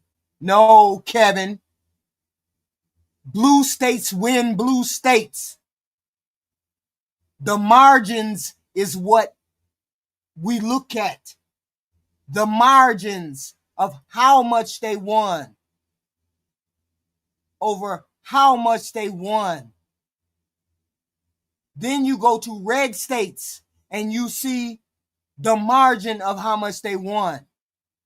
Don't worry about blue winning over blue. His numbers have collapsed in every state. His numbers have collapsed. They're not wanting anything this president is saying. Look at the numbers. Look at the mark. His approval rating is only 39%. Stop it. Stop it. Yeah, wait a minute, hold on. I'm talking to people who don't know nothing about goddamn polls. Let me shut up. I'm talking to people who don't know how to read polls. For hunting season and some fishing to end the day before they headed back home. Instead, late that afternoon, our beautiful day turned into a nightmare when 2 criminal illegal aliens decided to ambush us in an attempt to steal both 4-wheel drive trucks. The 2 illegals jumped out of the stolen vehicle they were driving, and without hesitation or a warning, they began shooting at us, even as that president's approval rating ain't never been 87%. That's how I know y'all goofy. That's how I know y'all don't know polls. His polling ain't never been 87%. At us without even asking us to hand over the keys. In the process, Harvey was shot in the chest. My husband Javier was shot in the back, and they continued shooting at the rest of us, which included me, my daughter-in-law, 2 grandsons, and their friend. When I heard the yelling coming from the illegals while they shot at us, I fell back off the chair. That's what I keep trying to tell them, MAGA destroyer, T destroyer. That's what I keep trying to tell them, but they act like they know better. His approval rating is in the 30s. They're rejecting this radical right agenda that he has going. That I was sitting on, and I struggled to get up, but instead had to crawl to my son, who had tried to pick up an AR, which he had left leaning by the truck to defend us. Do you know what it is like to see your son go down after being shot? You all hit the like, share, and subscribe button, please and thank you. We have this content every day, every morning, and every afternoon. No news to report, no serious news. So we're having this conversation today. Then we'll have something later on, maybe around 9 o'clock. Please hit the like, share, and subscribe. No, Kevin, you toaster. I'm ignoring the toaster like I told you. You have no use until I need to use you. Do you know what it is like to hear the gunshots, bullets whizzing past you? Do you know what it's like when your mind is trying to process everything, telling your grandchildren to duck, while thinking your son is on the ground with a bullet in his chest? I'm Do happy. you for know you, what it's Jacob. like to hear your son's last words to his father? Keep shooting, Dad. Keep shooting were his last words. That should never have happened. The illegals not only possessed a stolen vehicle, they also possessed guns that were stolen. They each had a long list of crimes, including holding a gun to a toddler's head if the family did not hand over the keys, their money, their phones, their vehicles. Who does this to a toddler? They had served time in county jail, been previously deported, fined $10 in order to self-deport again. These same illegals had robbed our friend Douglas Light on his very own ranch in La Feria, holding a gun to his grandson Paul's ribcage and threatening to shoot him if Doug did not hand over the keys to the truck. Doug did as he was told, and the illegals drove off with the truck, trailer, and the lawn equipment. Going back to the nightmare that we lived, had my husband and I not returned fire, the illegals would have killed everyone there, leaving no witnesses. And that's including my grandbabies. That shit sound like some kind of gang stuff. That don't sound like no illegal alien person ran up and started shooting y'all. That sound like some gang stuff. He targeted all of y'all. He targeted the whole they targeted the whole family. Your whole family got fired upon. It was like you were shooting, the husband was shooting, the brothers were shooting. So you mean to say that they one illegal alien roll up on all y'all and start shooting? Sound like some gang shit to me. Maybe your family was involved with some gang stuff. 5 days from today, it will be Harvey's 11th angelversary. 11 years is how long I have lived with survivor's guilt.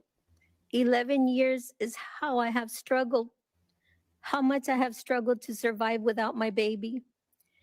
11 years. The whole point is they're trying to make it seem as though illegal people who come here just because they come here and they're illegal immigrants, that they're dangerous. That's why it matters, because that's not the case. American citizens are more dangerous than illegal aliens, and only goofies believe that not to be true. Illegal aliens are illegal. They're not trying to commit crimes and get put in the spotlight or get put in jail. People who are criminal-minded do criminal-minded things. They're trying to make it seem as though all illegal aliens are criminals. In goofy minds, that's what most of them be saying. If you talk to most of you people out here, you say, oh, those are illegal people. They commit crimes because they cross the border. Somebody who commit crime, somebody who crosses the border, two people cross the border, and one of them is criminally minded, that doesn't mean they're the same thing. And this is what this administration, this criminally minded, right, far-wing, radical administration is trying to put forward, that all illegal aliens are criminals in people's mind. As long as they say it 3, 4, 5 different times, people will believe it like soft-minded human beings who actually believe it right now. Because there's plenty of soft-minded human beings in the chat who believe that all illegal aliens are dangerous. So so that's why this administration is dangerous, because they got you goofies believing that. I have lived with flashbacks during every waking moment. 11 years we have celebrated the boys' birthdays, graduations, weddings, starting Sure I am new families, new Corazon. careers, Sure I and am amazing Corazon. accomplishments without my baby. 11 years I have witnessed Yeah, we how are. his We killing has feel impacted the community, our families, his work families, his childhood friends. I have seen the heartbreak in everyone's voice, hearts, and actions. Illegal aliens have impacted American lives in a very Y'all crashing out in the chat. Stop fucking crashing. Calm down. Calm down. Calm down. Not all people who come here illegally are dangerous. Y'all need to calm down. Y'all need to calm down. Just because they cross the border doesn't mean they're dangerous. Y'all need to calm down. This is what I mean. You say it 3, 4, 5. This administration, this dangerous administration, says that illegals are dangerous, and then you soft-minded human beings believe what they tell you. You believe because they came here illegally, because they crossed the border, they're dangerous. You're soft-minded if that's what you're spouting. You're spouting it, you're soft-minded. So the president really got his fan club going for the soft-minded who believe illegal aliens, all of them, are criminals. Soft-minded means something else, but I ain't gonna say it. I'm just gonna call you goofy. Negative way. They have no regard for human life, as I witnessed firsthand. The illegals that killed Harvey also shot my husband in the back and shot at innocent children and women. My grandbabies and their friend were only 8 and 11 years old. Take a moment and imagine your child or grandchild witnessing this horror. How does that make you feel? Would you be okay with this? Had our immigration laws been enforced, our son would be here. Barack Obama failed me, my family, and our community and our nation. My husband now suffers from PTSD. He is handicapped because of the extent of damage the bullet caused. Nerves and ligaments were severed when the .45 caliber bullet traveled from one side of his waist, narrowly. I'm definitely 66 Marabone.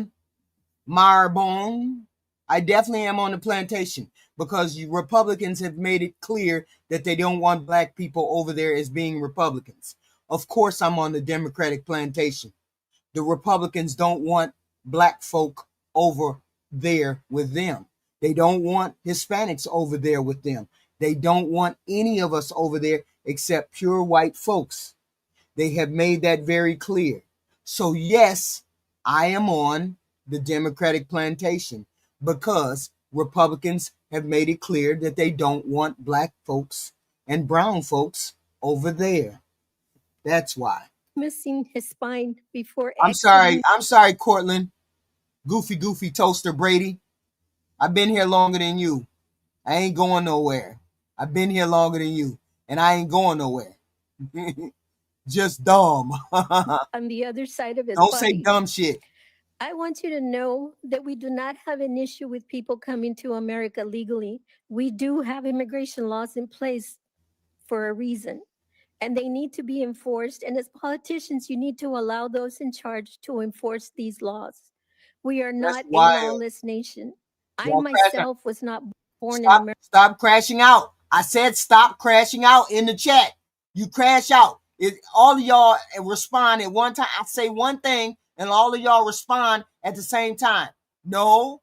Does your family have a history of being low IQ? No. I have 3 degrees. No. This is wild. I say one thing and you crash out. No. I have 3 degrees, sir. America. I am the daughter of an American-born father and a Mexican-born mother. However, my father did not smuggle or sneak us into this country. After marrying my mother, he stayed by her side in Mexico until he applied to move us back to his country. He waited patiently, filled out all the necessary documents, and paid all the fees. He never even asked for government assistance.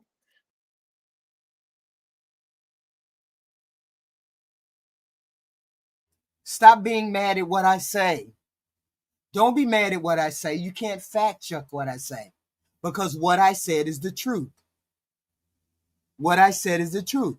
Republicans don't want black people over there. It is what it is. And there's plenty of them over there, but you know, they dancing sambo. Making do with his pay as a farmer and carefully planning for times when the weather did not permit work. He taught me and my siblings to be God-fearing, hardworking, law-abiding citizens. My 2 older siblings and I are proud, naturalized citizens. And you all hit the like button, share button, subscribe button. We have this content every day. Every day we have a content and a discussion about X, Y, and Z. They hate what I say, but you can't prove that I'm lying. You hate what I say, but you can't prove that I'm lying. It is what it is. It is what it is. Please hit the like, share, subscribe. We have this content every day, 2 times a day. We talk about current events. If anything happens out of whack, we go to war, which we're on the brink of doing. We're on the brink of going to war. We will definitely come back and have a conversation. But for now, we are just out here having a good time, trying to figure out what this immigration thing is like, what it looks like. We might even have some remigration. You all heard about the remigration that I was talking about last night? Remigration? That's something beyond deportation. The president said it, and the DOJ, what is it? Department of Homeland Security said it yesterday. Remigration should begin. This is what the Department of Homeland Security said. Remigration. You guys need to look up what remigration means. This is supposed to begin very soon. Little brother is a U.S. citizen. La Feria, Texas, my little town's population is about 7,000. Our little community has lost 3 young lives to illegal alien crime. Noemi Dominguez, a 26-year-old teacher murdered by criminal illegal alien Angel Maturino Resendiz in 1999. Some of you might remember him as a railroad killer. He was a serial killer that murdered so many people throughout America. Javier Harvey Vega Jr., 36-year-old, father of 3 boys, a U.S. Marine and Border Patrol agent, murdered in cold blood in front of his family by Gustavo Tijerina Sandoval and Ismael Hernandez Vallejo in 2014. They both had a long list of crimes they committed throughout the Rio Grande Valley. We understand that they committed crimes. The whole point is regular, everyday, average Americans, regular Americans commit more crimes than illegal aliens. Just because you're an illegal alien doesn't mean you're a criminal. That doesn't mean you're a violent criminal. It doesn't mean any of those things. This is what the administration is pushing. The administration is pushing illegal immigrant equals criminals. Illegal immigrant equals criminals. And they say it long enough and they say it hard enough, people believe it. Because people believe it, how I know that is because people in the chat are saying it. And this administration, this far-right radical administration, continues to push that narrative. When this country was based on immigration and people coming here and having differences of opinion, differences of way of life. This is how this country was formed and based. And yet now we have people demonizing people. We have the white population trying to demonize other populations, and they weren't even the original people here, which is wild to me that you would think you're the original person. You're trying to push out people who probably were here earlier than you were.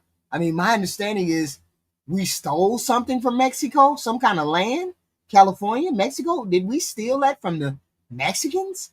So wouldn't they have been here first? I don't know. If committing these crimes was their job, it doesn't seem to me like they were producing anything in the community. They were not contributing to the community. Maria Macias, a 37-year-old mother of 3 beautiful young daughters, killed in a car accident caused by illegal alien Bedelin Alegria in 2022, who instead of trying to render aid, fled in the scene of the accident. That's 3 young lives from my town. This is what family separation really looks like. Not one angel family will ever see our loved ones again. Their lives were taken by illegal aliens. Now that you know a mother that had to shoot back to defend and protect her family, do you still believe we should have open borders? Open borders have Nobody believes in open borders. That's the biggest lie that has been told. No one believes in open borders. Only this radical right administration keeps pushing that deal, pushing that thought. Nobody wants open borders. Nobody said anything about open borders. Nobody has wanted open borders. Nobody. Of consequences. And you can see from what I have experienced, because of the crimes committed by illegals, the pain lives with us for the rest of our lives. You took an oath to uphold the Constitution and work for we the people. That means working with your fellow politicians, That means you supported open borders, Phoenix. That means all of them supported open borders. See, this is the argument that we have to, this is the reality that we have to come into. This is the reality. Every one of those senators, Republican and Democrat, want that border just the way it is. Every one of them. All of you MAGAs coming over here saying, Joe Biden wanted an open border. All of them want an open border. None of them want that border closed. Why is it that Trump ain't over there building on the border now? Why is it that they ain't put the borders up right now? Why ain't Trump did that? Because Trump don't want the borders closed. Nobody wants the borders closed. Business breaks down. When Trump was deporting the people out in California, all out there, them farmer people called him up and said, hey man, you shutting off our business. You can't send them people out of the country. Them people work our farms. You can't be doing that. Why do you think those farmers called Donald Trump up?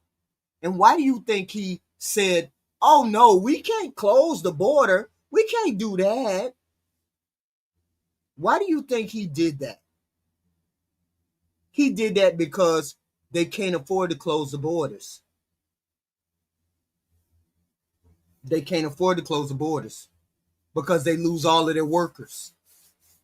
And they all work together. Those farmers called Donald Trump up and said, don't deport all of these people now.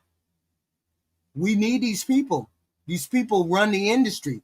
These illegal aliens, or these aliens, they run the service industry. You can't send all of them back. And what did he do?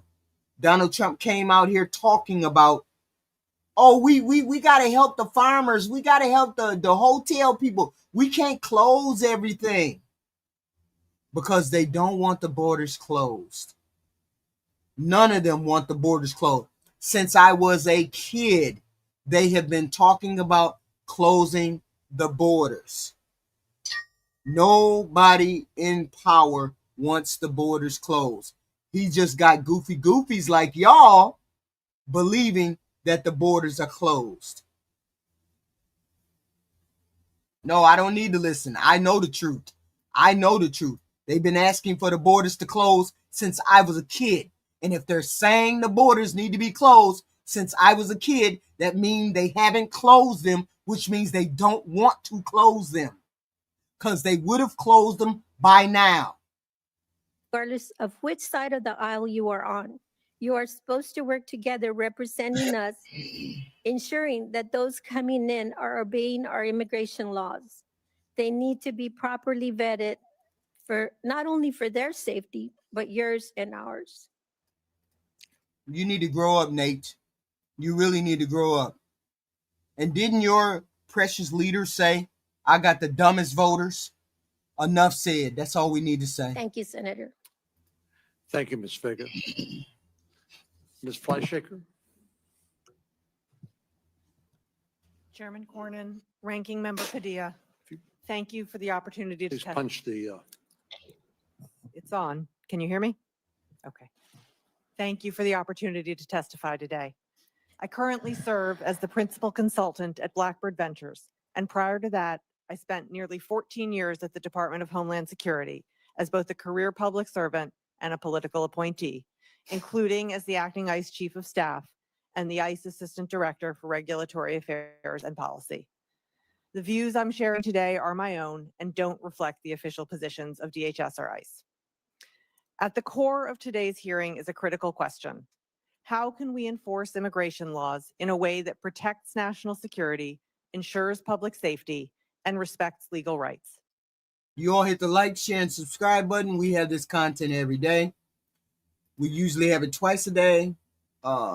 Please hit the like, share, and subscribe. We appreciate you coming to the channel. Please and thank you. The answer must be grounded in facts, professional judgment, and strategic use of limited resources, not fear, spectacle, or indiscriminate enforcement.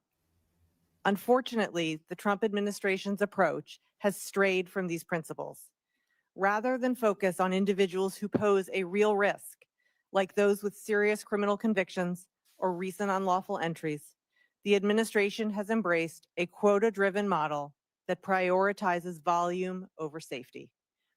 Officers have reportedly been pressured to meet 3,000 arrests per day, regardless of risk level. And as of June 2025, nearly half of all ICE arrests involved people with no criminal history at all. This isn't just unjust, it's ineffective. It diverts resources from genuine threats, floods the immigration courts and detention system, and lowers morale among career officers. It also erodes public safety. When we target You need to find you a channel that you need, Richard, you need to find a channel that believes the same garbage that you believe. You need to find a channel that believes that. I don't understand why you be over here if you don't believe anything, if you just want to hear people tell you what you want to hear. That's the problem. Learn to listen to people who don't agree with you. Break their arguments down. Don't sit there and say, no, she's dumb, she's stupid. No, learn to fight the argument. None of y'all have learned to fight the argument. Nobody has sat there and told me where I'm wrong at. Nobody has said, you're wrong, HQ. You're wrong because of X, Y, and Z. Not now one of y'all. But you run for somebody to tell you exactly what you think instead of growing and being a mature person. But there it is. target low-risk individuals simply to boost numbers, we lose focus on serious threats like organized crime, child exploitation, and human trafficking. We've also seen a rollback of critical safeguards. You're not saying anything to Mail. You're not saying anything. You haven't said one thing that disputed what I said. You haven't said one thing. What do you mean I'm not listening? I'm listening just fine. ICE arrests at sensitive locations like schools, hospitals, and courthouses have surged. This deters crime victims from seeking help and punishes people for following the law and appearing in court. That makes everyone less safe. Enforcement tactics have become more aggressive and less accountable. Officers increase. Sure it is, Silver Smoke. Sure it is. Sure it is. And you eat charcoal. Sure it is. Increasingly conduct operations wearing masks and without clearly identifying themselves. And the Trump administration has eliminated the ICE body-worn camera program and weakened key oversight offices. In a democracy, the public has a right to know who's exercising government power and under what authority. In short, what we need is not broader enforcement, we need smarter enforcement. Enforcement that is targeted, lawful, transparent, and focused on protecting communities, not padding arrest statistics. And we can't ignore the toll this approach takes on law enforcement officers themselves. When professionals are asked to meet daily quotas, arrest quotas, it undermines their sense of mission and integrity. Being told to prioritize administrative arrests of low-risk individuals over pursuing serious threats corrodes morale and creates a culture of frustration and burnout. This isn't sustainable, and it's not what public safety demands. We also must remember that how we enforce our immigration laws sends a powerful message. Are we using our laws to instill fear and divide, or Are we using our laws to instill fear or divide? I don't know. I know that not all people who cross the border are criminals. I do know that.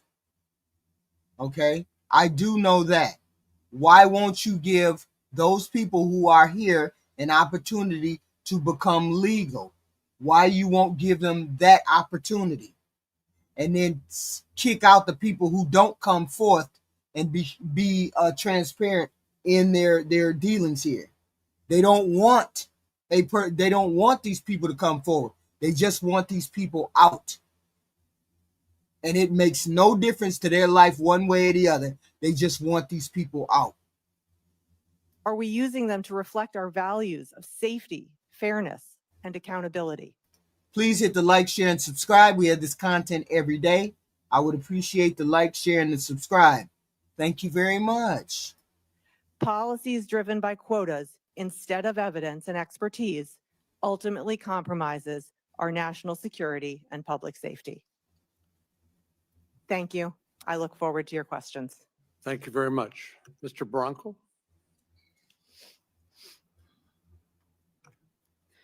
Good afternoon, Chairman Corman, Ranking Member Padilla, and members of the subcommittee. My name is Alejandro Barranco. I am a proud Marine and the son of Narciso Barranco. My father was violently attacked and detained on Saturday, June 21st, 2025 in Santa Ana, California, while working a job he has held since the 1990s. He was surrounded by masked men who did not identify themselves, never presented any type of warrant. Terrified, he ran. They Never presented any type of warrant. Now they're talking about ICE being attacked by ICE. I wonder where them Proud Boys are. Do y'all know where them Proud Boys are? What happened to them Proud Boys? Or did they get to put on the uniforms and the masks and now they're a part of ICE? Is that what happened? chased him, pointing a gun at him, pepper sprayed him, and eventually tackled him to the ground and kicked him. After he was handcuffed, these men held him down while another beat him repeatedly in the neck and head area. After all of this, they then threw him in the backseat of an unmarked vehicle. Growing up, my father was always working from sunup to sundown. He always did his best to provide for our family, even if it meant working 7 days a week and extremely. You see how it started. This is how it started with this far-right radical Trump agenda. They started out saying they were going to deport the criminals. Then, once they couldn't find enough criminals to deport, they started just deporting the brown people. But I already knew that they weren't interested in just deporting the criminals because they were asking about the 13th or the 14th Amendment. They were asking about how could they overturn that. They were asking about that the minute Trump got into office. So that tells me they weren't interested in just the criminals, getting rid of the criminals. They were interested in getting rid of brown people, period. Long hours. We always had food on the table, a roof over our heads, and clothes to wear to school. He always taught us to be good people and try our best to give back, respect this great country, and be thankful for all the opportunities we would have growing up in America. Before I continue, I want to make clear my views and opinions do not reflect those of the Marine Corps. I was the first in my family to graduate high school and eventually go to college, a dream come true for my parents. While in college, I would keep asking myself if I was doing the best I could or if I could maybe do more for myself and my family. That's when I looked into joining the military. I joined the Marine Corps out of the love I have for this country and continue to bring honor to my family name. When I told my dad I was going to enlist, he cried with pride. He told me to give it everything I had because we do anything and everything to give back to our country. I deployed to Kabul in 2021 to support the evacuation, standing with Marines who made the ultimate sacrifice. I helped carry their caskets home. Today, both of my brothers are also serving on active duty. My father tells everyone, all three of my sons are Marines. He is so proud that he raised sons who wanted to serve.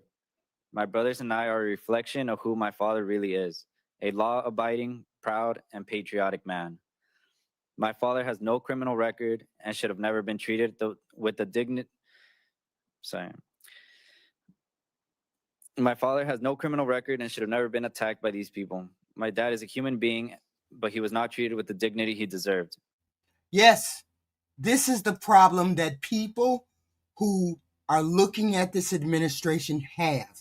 We have the problem with you attacking regular, everyday, ordinary citizens who are doing what needs to be done. This person's father was attacked. He was a regular, ordinary individual citizen minding his business because he came over as an illegal alien. And I don't know whether he's an alien or not. But the whole point is this administration is demonizing regular people, saying because they walked across the border, they don't deserve any kind of respect. They don't deserve due process. They don't deserve an opportunity. They don't deserve anything. That's the problem with what most of us have. We don't have a problem with deportation, deportating the criminals, deportating X, Y, and Z. We have a problem with you dragging people away from their family without giving them any kind of due process, treating them inhumanely, dragging them out of cars, dragging them off the job, dragging them away from kids. It doesn't matter whether he came here illegally. He still is due the respect of not being dragged off like an animal. All people get due process when they come to this country. You're afforded due process. It is what it is. He has always made sure to do his best in giving back and supporting this country just like we all do. That is who he is. That is who our country punched, threw in detention, and is trying to deport. What I saw in the video of that day broke my heart. Since my father was detained, it has been a nightmare for my family. His father has been detained. All three of his sons are Marines. This is a travesty, and he was dragged by ICE. So yes, ICE may be doing a job, but ICE is doing the job improperly, and we don't like the way they're doing those jobs. He was held in a cage with 70 to 100 other people, one toilet, no shower, no change of clothes.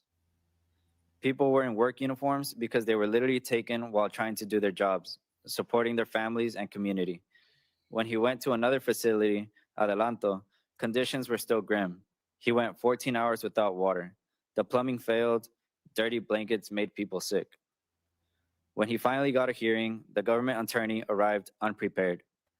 If we didn't have a lawyer, we wouldn't have even known he had a court date. My father was eventually granted bond and came home, but the trauma that day and the brokenness of this system remains in our hearts. My father is an outstanding member of the community and should have never been attacked the way he was. These people had no warrant for him and had no reason to chase and beat him. He was working his job, which he has had over 30 years.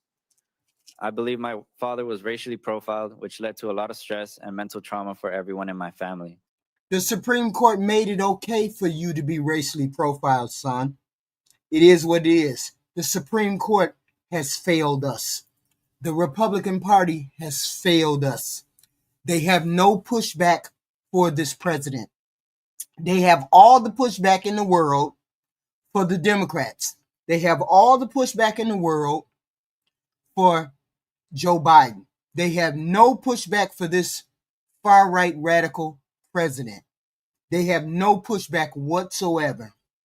Okay? But it's good that people are waking up and seeing the true damage. Latinos are waking up. All the Hispanics. The Cubans better had woke up. Them people in Florida better had woke up. The independents, they really woke up. The independents decide the elections, and they have swung away from Republicans in a big way. We have received an overwhelming amount of support from everyone in the community, from our neighbors to councilwomen and members of Congress. This kindness is the country I know and love. But I also know this is not the only case in which officers have crossed the line and ignored all types of training in how to detain someone. I do believe that the vast majority of the undocumented people in this country are here to work and support the country as well as raising children like my brothers and me. In fact, an estimated 1 in 12 US residents are either undocumented or live with an undocumented individual. Among Latinos, it's 1 in 3. Among Latinos is 1 in 3. So we just say 1 in 4. 1 in 4 people live with somebody who's illegal. So that basically means you got to get those people in the country somehow, register somehow, some way. He said 1 in 3, and so that's wild. That's a lot. I'm here today because I want other people who've had family members like my dad taken away to know they are not alone. Thousands of families like ours are being ripped apart, and their stories matter. I want this committee to understand the human impact of immigration policies on this administration. I want them to know that the people being ripped from our communities are hardworking, honest, patriotic people who are raising America's teachers, nurses, and Marines. Wait a minute, Nate. Why you so goofy, Nate? Why you so goofy? The only people that get Section 8 and food stamps, the bulk of them, is your community, who get it at 40% rate. Why you never talk about your community getting it at a 40% rate? These Hispanic people work hard. They don't get food stamps or Section 8. Why people got to explain that to y'all? I don't understand. Don't y'all read and find out that these people can't get these things? I don't understand what's going on. Why y'all don't read and find these things out? Just be spouting stuff. Just be saying any old thing. Illegal aliens do not get food stamps, Section 8, housing, Medicare, X, Y, and Z. That's why. Man, y'all be crashing out for no reason. Deporting them doesn't just hurt my family, it hurts all of us. It makes our communities less safe, less prosperous, and less resilient. The current system is broken. Cruel and indiscriminate raids are tearing families apart and punishing hardworking people who contribute to our communities every day. My father, like so many others, deserves a fair chance to stay in the country he calls home. This country is better because of people like my dad. It is time our politics. It's up to the states to give people food stamps if they want to. Joe Biden, Obama, Trump don't have nothing to do with giving illegal aliens food stamps. Federal government doesn't give people food stamps, Section 8 or Medicaid. It's up to the individual states to give them that stuff. Policies reflected that. Thank you. Dr. Veliz? Sure I do, Tony. Sure I Good do. morning, Ranking Sure. Member Padilla and members of the subcommittee. Good afternoon. My name is Giovanni Veliz, and it is my honor and duty to be before this committee to provide testimony on community policing and safer communities for all. I'm a retired police commander with over 30 years of law enforcement. I have served in various critical roles in task forces. The law, for you goofy goofies, the law is called PRWORA 104 to 193, 1996. PRWORA 104 to 193. That's the law. That's the federal law. That's the federal law. Let me say it about 5 times. Maybe you goofy goofies will pick it up. PRWORA 104 to 193, made in 1996. That's the federal law, goofy goofies. That's the federal law, goofy goofies, that says federal funds cannot be used for illegal aliens getting Medicaid, Medicaid, Section 8, food stamps. That's the federal law, PRWORA 104 to 193, goofy goofies, made in 1996, that says it's illegal for federal people to give those funds to illegal aliens. Please look up the law. I don't have to say it again. Please, y'all making my head hurt. You're making my head hurt. in the United States Drug Enforcement Task Force, the Federal Bureau of Investigation, Didn't I just say that the states, the states pay for some of those Medicaid Section 8 food stamps? Like the government pays 25% and the states pay 75% of all of the people in their state who get food stamps. The state uses their 75% to give illegal aliens the food stamps, not the federal funding money that's 25%. 75% come from the state, 25% comes from the federal. The 75% is used to give the illegal aliens or whatever food stamps, not the federal money, goofy goofies. The law is the PRWRA 104 to 193, 1996. It's federal law that says federal monies cannot be used for food stamps to illegal aliens. and police commander of the Special Crimes Investigations Division, and more. My years of experience have shown me time and time again that reducing crime in partnership with communities reflects years of sustained engagement, trust building, and open communications. This supports both effective public safety and the safety of honorable sworn police officers who have taken the oath to protect communities with due process and dignity. My testimony today reflects my personal views and experience and does not reflect the official positions of the Minneapolis Police Department. As a patrol officer, I recognize the profound value of community relationships. By actively engaging community members and local business owners and attending countless meetings, I gain insight into the community's needs and concerns. I was privileged to be welcomed by immigrant families and community leaders into their spaces, where I listened to the stories of dangerous journey into the United States, stories of hardship, resilience, and a yearning for safety and opportunity.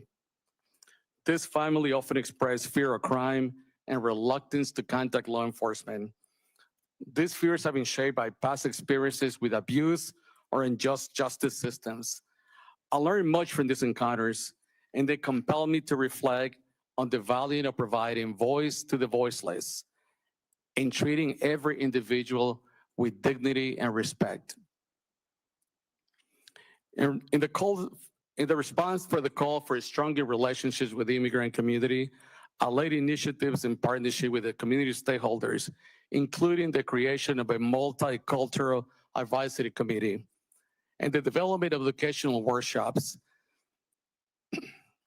These workshops reach thousands of families, teaching them about police services and engaging them to build trust with police officers and help reduce crime in their neighborhoods. The trust and cooperation generated through these efforts led to critical public safety outcomes, including information in major drug trafficking investigations, the rescue of a kidnapped community member, the apprehension of suspects in shootings, and successful large-scale fraud investigations involving organized crime in Minnesota. I respectfully share my concern that increased local law enforcement involvement in aggressive and fear-based raids of immigrant communities is already eroding trust, cooperation, and public safety in our neighborhoods. When residents fear law enforcement, their willingness to report crime, cooperate with investigations, or assist and identify violent offenders is diminished. The erosion of trust not only undermines crime prevention, but also places both officers and community members at a greater risk. Trust between law enforcement and communities we protect is vital and can only be achieved through community cooperation.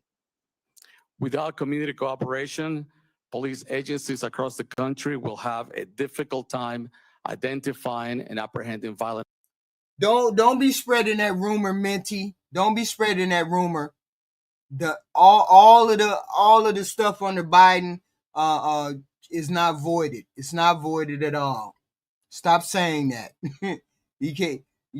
It's nuance to it. He can't void any of the pardons. He can't void certain things. Stop it, Minty.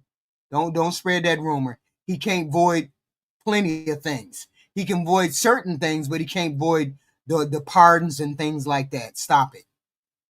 Offenders. This will more likely create risk for both police officers and community members. Today, I offer this testimony grounded in my experience as a law enforcement leader, a scholar, and lifelong advocate for justice and community partnership. I urge this committee to fully recognize the dangerous consequences to public safety these aggressive tactics present. No, they didn't drop the case against him. They didn't drop the case against him. They didn't have a case. And they had a bumbling idiot who steps over her own freaking shoelaces trying to prosecute the case. And they put the case in motion, I think 2 days before the statute of limitation. So therefore, you really don't have a case. You never had a case. You got goofy goofies taking cases out and don't know how to win cases.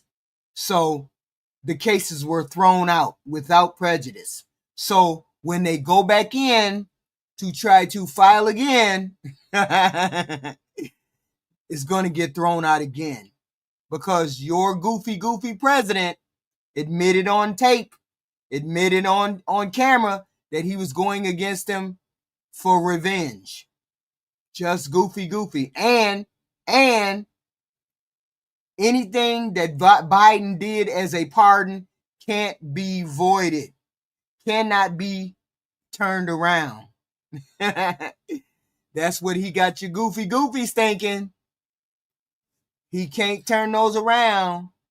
I don't know what else he can turn around, but I do know he can't void the pardons. I do know he can't do that.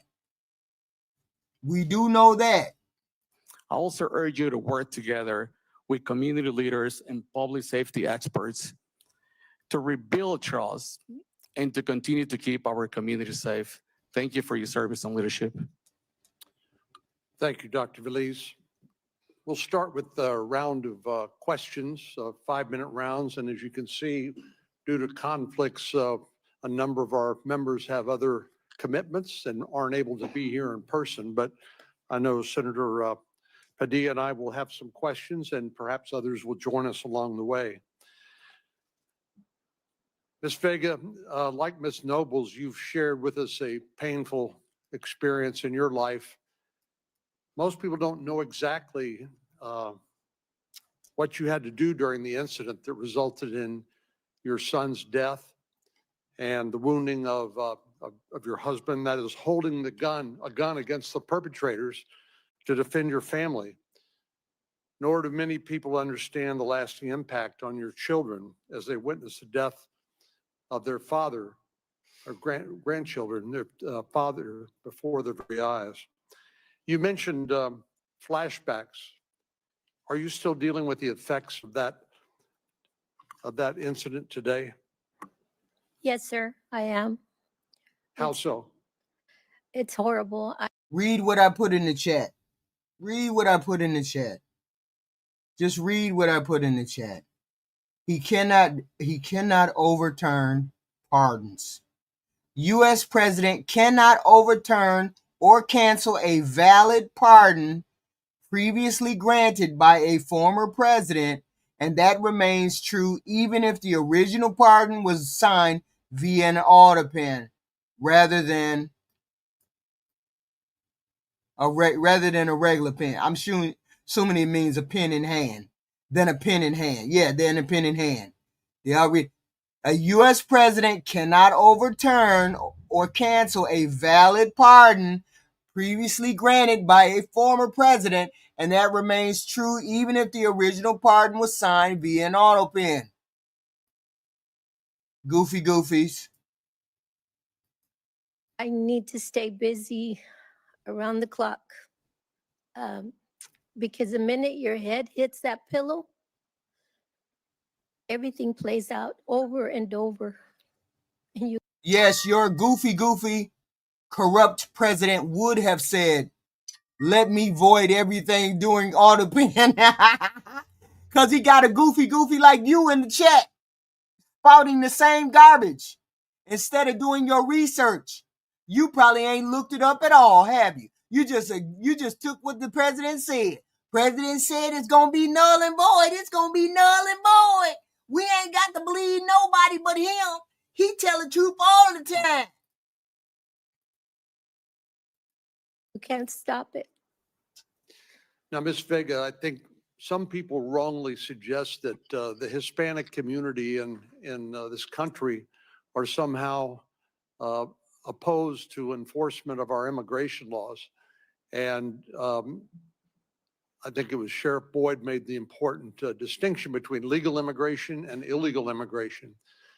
To be sure, legal immigration has been one of the secrets to our success as a nation of laws. But illegal immigration has been an unmitigated disaster for so many families, including the Hispanic community in Texas and elsewhere. Sure it is. Sure it is. And I want to see what your sources are, Tony. What was your sources that says what the president said was the truth? What's your source, Tony? Please put it in the chat, because I know you don't have any. You just believe everything this president says. Please hit the like, share, and subscribe button. We do this content every day. We will be back at around 12 or, wait a minute, what time is it? Oh, it's 1 o'clock. I don't know, 9, 10 o'clock? Executive orders are not laws. That's right, Mr. Wise Guy. Executive orders are not laws. Please explain it to the goofy goofies. Please explain it to the goofy goofies.